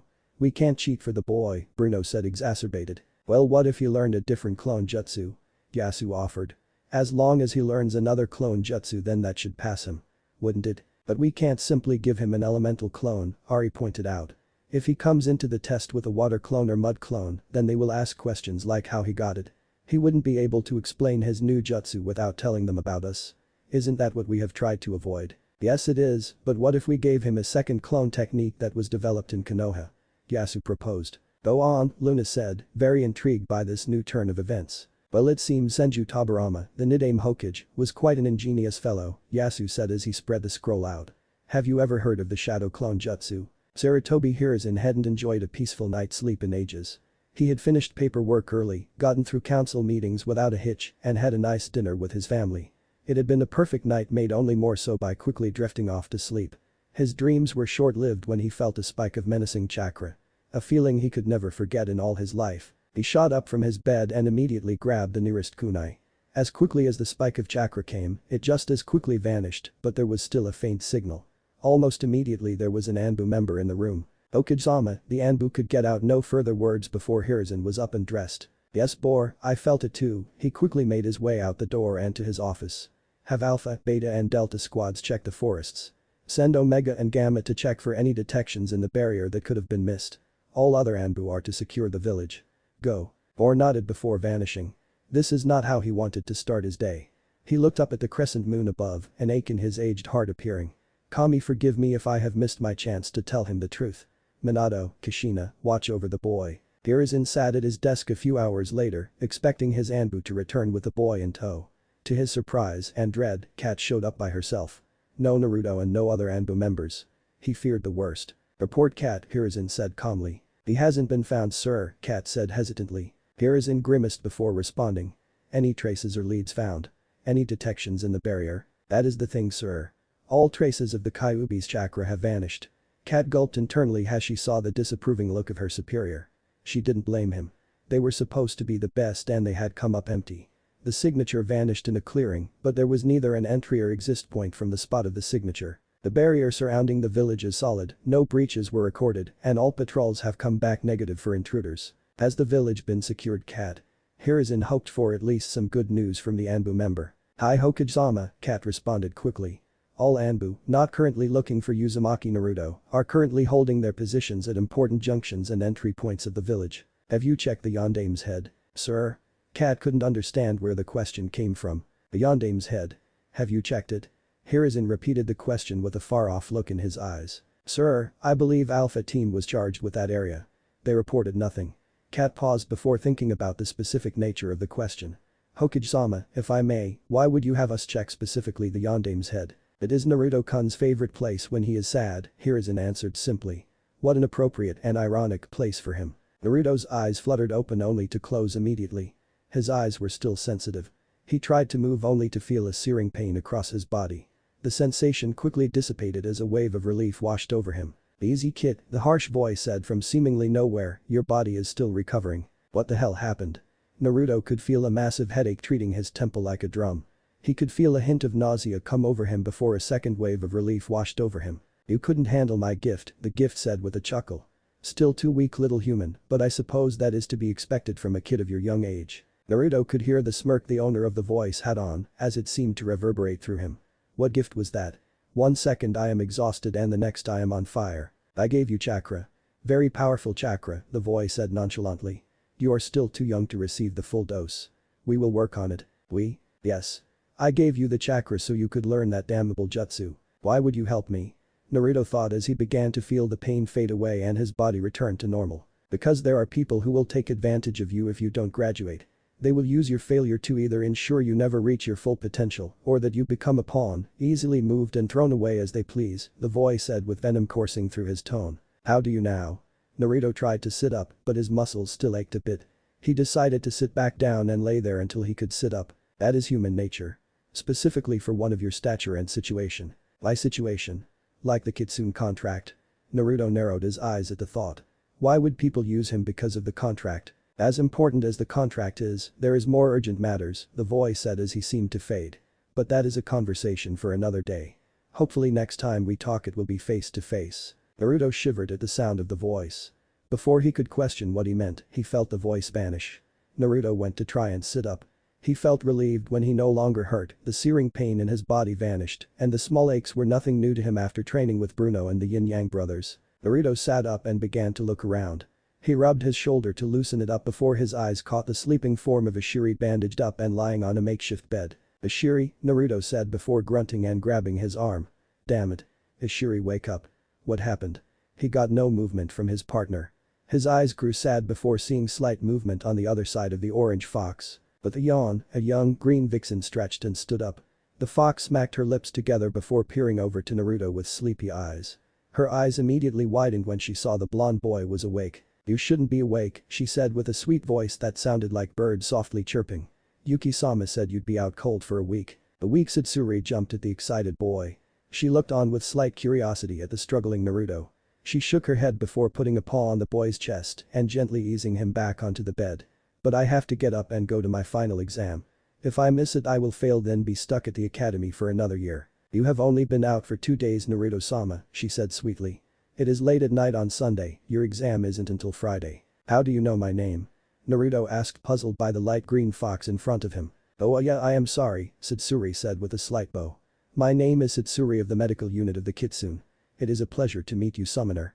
It is an honor. That didn't answer anything Satsuri. Satsuri nodded her head with a slight smile on her face at the recognition. How do you know my name? What happened to Ashiri? Oh all the kitsune have heard about you Naruto-sama, she said happily. You are the talk of the den. They say you have true potential. It is seen as the highest honor to be summoned by you, even more if you actually know our names. Satsuri saw that Naruto had stopped paying attention to her and followed his vision to the figure of Ashiri. I see you're worried about Ashiri-kun. She smiled sadly when she saw sadness in Naruto's eyes as he nodded. He was knocked out Friday night by whatever happened. He is stable and should be waking up within the next day. Naruto felt a pang of guilt at the knowledge he had hurt his friend, but it was made slightly better by the knowledge he'd be okay. What about Luna-sama and the rest of the elders? If he had done that to Ashiri then he couldn't imagine how the rest of them looked. The look of realization crossed the vixen's eyes. Oh dear I forgot, she cried out. They told me to wake them if either of you were to wake up. They won't be happy about this. Naruto looked on with curiosity as the young fox pranced behind one of the chairs before a grunt and yip was heard. This was quickly followed by the sounds of falling bodies, crashes and obscenities. Shortly afterwards the elders stumbled into view of the blonde-haired boy. No one ever said the foxes were morning creatures. Luna's drowsy disposition quickly changed when she saw Naruto was awake. Naruto-chan. You're awake. The other elders quickly woke up as well. They looked at the boy with awe. Ari tentatively walked up to him and took sniff before sitting on her haunches with a beaming smile on her face. Well, good morning Naruto-chan. How are you? Her voice was sing-song-esque. Naruto laughed as he put his head behind his head. I'm alright Ari-sensei. A little sore. We should get Yuki-san in here to run her own examination, Yasu pointed out. We need to know how he actually is, not just how he feels. Naruto looked on as a darker green fox appeared in smoke. She looked over him with a skeptical eye. Before Naruto could speak her tail was brushing him, glowing the entire time. The tail stopped after a few passes over the boy. Yuki stepped back and shook her head in astonishment. He is perfectly fine. His muscles are sore, but no more than he usually would be after a tough workout. She paused and thought about something before continuing. I would suggest he rest for a few days. His tenketsu and chakra pathways are very strained. That is to be expected with a burst of chakra like the burns indicated he had. Naruto was about to ask a question but was interrupted by a groan. He looked over to see Ashiri begin to move. Satsuri yelped as she rushed over to his side. She had her tail under his head to help him up to a position where he was seated up. Naruto pushed himself back onto his feet and staggered over to his friend, Luna by his side as he walked to his partner. Naruto fell back onto his butt as he scratched him behind the ear. I'm sorry Ashiri. This is all my fault. Ashiri looked at him and shook his head. I was just checking up on my partner. So I got hurt because I wanted to see if my friend was okay. It will always be worth it. You're my partner and I wouldn't change it for the world. Naruto looked down at his friend with a tear in his eye. Ashiri had truly become his best friend.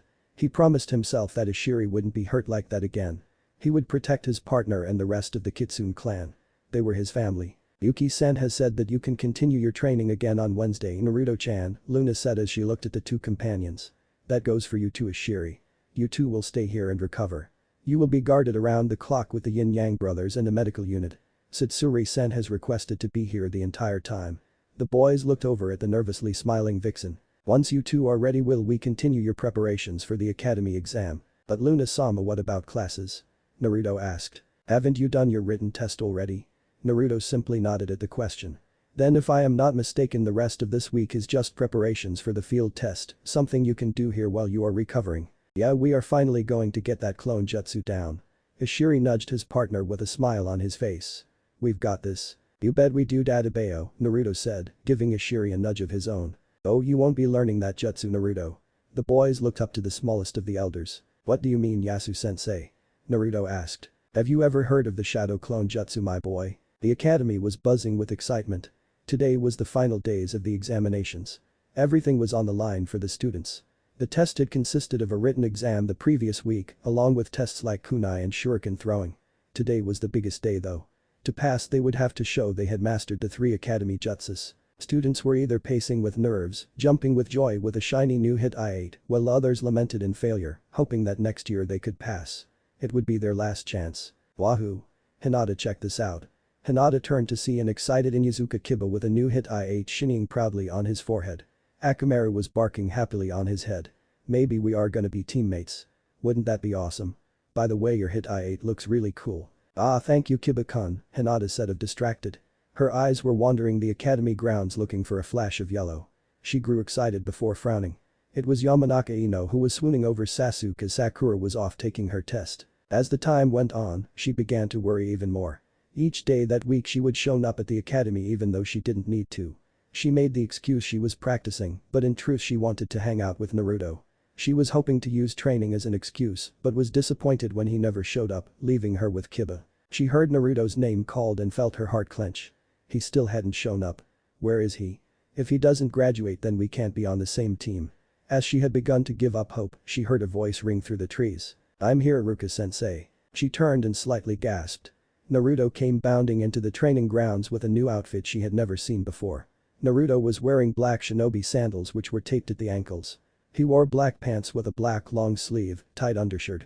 On top of that he wore a burnt orange shirt that had a loose turtleneck style neck with a zipper. On the back was a black whirlpool. The shirt hung a little loose on him, but Hinata thought he looked great. Hinata blushed as Naruto ran past her. She cursed herself for being unable to talk to him again. She stayed there, looking at the door to the academy, with her hands clasped in front of her. She wanted Kami to be on her side for once. Iruka sighed in relief when she saw Naruto appear in front of him. Good of you to join us Naruto, Iruka chided the blonde boy. Where have you been? Naruto laughed as he put a hand behind his head. Sorry, Haruka-sensei. I have been training like crazy for this test. I am gonna pass Databeo. Well then let's get to it then, Haruka said with smile. He escorted the whiskered boy to their classroom where Mizuki was sitting behind a table looking over various papers and test results. "Ah Naruto, you finally show up," Mizuki said as he eyed the boy. He had been nervous when Naruto hadn't shown up the past week. He needed him to be there for his test for his plan to work. He was so close. He could already imagine the jutsu he would learn from the scroll of seals. "Yeah, sorry about that Mizuki-sensei," Naruto said with an apologetic smile. "Enough Naruto," Haruka said with a suddenly serious face. "You are our last candidate for graduation. You will need to show you have mastered the 3 jutsus." Naruto nodded with a smile that beamed from ear to ear. He went on to show the first 2 needed jutsus with easy, they had become second nature to him. He took a deep breath before bringing 2 fingers up from each hand into a cross in front of him. "Shadow clone jutsu," he yelled before the entire room was filled with smoke. It quickly dissipated to show 10 clones, plus the original, standing in front of the proctors. "I told you I could do it Haruka-sensei," the group of blondes said all at once. Both Chunins had their jaws on the floor. Haruka shook off the astonishment first. He shook his head and looked at the boy with surprise. "Naruto, where did you learn this jutsu?" "This time try imagining solid clones Naruto," Yasu said with his muzzle in the scroll. "It says here to mold your chakra into clones by imagining solid copies of yourself while putting in large amounts of chakra into the images. This should be easier for you Naruto-chan," Ari pointed out. "With the last technique you were having to use too little chakra. You need a lot for this one." "That is easier said than done," Naruto said through gasps. He was still sore from the incident even though it was Thursday. His chakra network was still strained, so they had decided that for every hour he was training, he would take 2 off. "I'm trying over here. One more time Naruto," Ishiri encouraged from his side. "You almost had it last time. Maybe picture more clones this time instead of 1. Okay Ishiri," Naruto said with a wave. "I'll try it." He took a breath before crossing his fingers and yelling at the top of his lungs. "Shadow clone jutsu." The clearing was enveloped in a cloud of smoke. When the smoke cleared, Naruto was looking at multiple copies of himself. "Databeo. I did it. Graduation here I come." Ishiri snuck up to one of the clones that were enthusiastically celebrating with another one. He took a sniff to see if they smelled the same. Seeing that the clone had no smell, he decided to test to see if they were as solid as the scroll said they would be. He took his tail, which was beginning to burn with a basic fire jutsu for the foxes. He brought up his tail back before swinging it at the clone whose eyes widened at the attack. The clone popped into a puff of smoke. "Hey Ishiri. What is the big idea?" Ishiri took a look toward the original who seemed to be mad. "I just made that clone. Why did you destroy it?" "How do you know I did it?" Ishiri asked confused. He was sure the original had his back turned to him. "Because I saw you attacking me, well not me, but the clone and then suddenly poof I was gone." Or was it the clone? Naruto was all of a sudden very confused. How did he know Ishiri did it? "Yasu," Luna said with a snarl in her voice. "What is going on?" "Ah well yes that is very peculiar," Yasu said as he rolled the scroll further down. Yes here it is. It seems that Senju Tabarama didn't create this jutsu just for show. It seems that he created it during the time before the villages were established as a way to preform reconnaissance. It seems the clones are able to pass their memories and experiences over to the original, as well as preform jutsus. The rest of the group looked stunned at the new development. The jutsu was really a one-of-a-kind jutsu. Their astonishment was quickly undone by a yelp. "What the hell?" Bruno said as he looked behind him to see a Naruto clone holding his tail. "Why you little gaki." Bruno pulled his tail from his clone's hands before ramming him with a headbutt. The clone popped out of existence. "Naruto, why the hell did you have the clone do that?" Naruto paled as he saw the large fox walk menacingly his way. He put his hands in front of him, waving frantically. "It wasn't me I swear. I promise." "Yasu?" Bruno barked. "Yes it seems there is a warning here," Yasu pointed out with a sheepish look on his face. "And that is?" Luna asked more calmly than Bruno. "It says here that if a clone isn't given a strict commands, then it is possible that it will act as if it had a mind of its own." Yasu looked up from the scroll. "Seems a rather mild warning isn't? Tell that to my tail," Bruno growled. "It also says that it is a forbidden jutsu of Konoha," Yasu said nonchalantly, looking back through the scroll. "Yasu?" The group yelled at him in unison. How is Naruto-chan going to explain to his instructors that an academy student suddenly learns a forbidden jutsu when he can't even figure out the watered-down version? Ari ranted. "Yes it seems you overlooked that little part my old friend," Suzuki pointed out. "Well this time I didn't overlook anything," Yasu said with a smirk on his face. "It says here that elite Jonin and Anbu learn this technique. If Naruto were to say that he saw an Anbu practicing this technique, then I am sure that it will be believed by whoever is proctoring his test. Luna looked skeptical, but they really had no choice but to trust the smaller fox. Well, it seems we have no other choice. It will have to be made believable. The Yin-Yang brothers will help Naruto-chan with the lie. While I was training really hard to get the clone jutsu right, Naruto began the tale. I was in a training ground outside of Konoha when I heard a noise. I went to see what it was to see two Anbu sparring, and this was a jutsu that was often used. I watched, and since the hand sign was so simple I was able to copy it. Mizuki was writhing in disbelief. How did he copy a forbidden jutsu? That is impossible. I have to say something before this can continue. Mizuki cleared his throat, garnering the attention of the other two in the room. That is fine and dandy, Naruto, but that is not the clone jutsu taught by the academy. I am sorry to tell you that you have failed your test. Naruto looked destroyed. He looked to Iruka, who had a smile plastered on your face. That is not the case, Mizuki. The other two looked at Iruka with confusion. The clone jutsu is actually based off of Senju Tobirama's shadow clone jutsu. So Naruto learning the more advanced version, while unique and unprecedented, still qualifies as a passing grade on that jutsu. Iruka handed Mizuki the test and pointed to the area covering ninjutsu and to what was acceptable by the academy. Mizuki had to bite his tongue to contain a yell of disbelief. Naruto had actually passed. Mizuki was still staring at the test in disbelief while Iruka went to a box and stood in front of Naruto. Naruto, I am proud to say that you have graduated, he said as he presented his student his new hit I-8. Congratulations. Iruka laughed as Naruto bowed to his sensei before snatching the headband and quickly throwing it on. He was nearly jumping for joy. Naruto took off toward the door. Iruka walked along as Naruto ran into the courtyard to an awaiting Hinata. Hinata? Naruto shouted. She was the first one he saw and was actually the only other person still hanging around. Check this out. I actually passed. He pointed enthusiastically to his hit I-8. Congratulations, Naruto-kun, Hinata said with a small smile on her face and pink blush brushed on her cheeks. I knew you could it. Thanks, Hinata, Naruto said before noticing Hinata had her own hit I-8. Hey, and you passed too. Your hit I-8 looks awesome like that. Maybe we will be on the same team. Hinata unconsciously touched her hit I-8 that was tied around her neck. He actually likes it. And he wants to be on the same team. Hinata could feel her blush turn from pink to a deep red. I would like that too, Naruto-kun. Hey, I got a good idea, Hinata. How about we go to Ichiraku's to celebrate? He asked enthusiastically. Hinata felt her heart beating against her ribsage. He wants to get food together. Like a date. She opened her mouth to speak only for her whole world to go black as she passed out. Naruto saw her fall back but couldn't catch her in time. Hinata. He peered at her on the ground only to hear a faint chuckle from Iruka. It'll be alright, Naruto, he said as he picked the girl up. I'll get a Kunoichi to take her back to the Hyuga compound. She'll wake up soon. I would be more than happy to go with you though, Naruto. He smiled as he saw the blonde boy nod enthusiastically. I need to go make a quick errand, but I will meet you there, Naruto.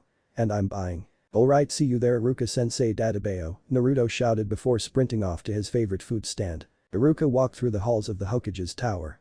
He walked past the secretary without a pause. He opened the door to a haze of smoke. Sitting behind his desk, reading over reports, was Sarutobi Hiruzen. Hiruzen looked up to see Iruka standing in the opening. Hiruzen put the reports down and pulled out his pipe. Iruka, he began with an air of wisdom. The examinations must be over. Tell me, was Uzumaki Naruto there? Hi, Hokage-sama. Made it just in time, Iruka said with a smile. By the way you are smiling, I assume that he passed. When Hiruzen got a nod of affirmation, he took a breath. Good. He had me worried for a bit.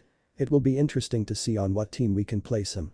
Hada Kakashi has specifically requested him, but the civilian council wishes him to head the team with Uchiha Sasuke. I suppose a tracking team with those two and Hyuga Hinata would be a good fit, but then there is Yuhi Kurenai, who specifically asked for the Hyuga to be under her. A fine dance this will turn out to be. Hiruzen chuckled before taking another puff from his pipe. Hokage-sama, that is one of the reasons that I came to you today, Iruka spoke up. Oh, and what would that be, Iruka-kun? Well sir, there were 28 graduates. Iruka saw a look of concern cross the Hokage's features before he took another draw and exhaling a plume of smoke. That does pose a very interesting problem. Iruka took out a scroll from his desk and looked through it. After a bit he rolled it back up and set it aside. Tell me, Iruka, what would you do? You know these students the best. Well, that is the thing, sir, this is a tricky situation, Iruka pointed out. On one side the number means that someone will have to wait a year unless there is an opening on an older team, but that is rarely done. Which leaves an apprenticeship. Hiruzen finished for the Chunin. Yes, a very delicate situation. Any candidates that could possibly be viable for such a thing? Just two, Iruka said slowly. Uchiha Sasuke and Uzumaki Naruto. Interesting choices, Hiruzen pondered the idea.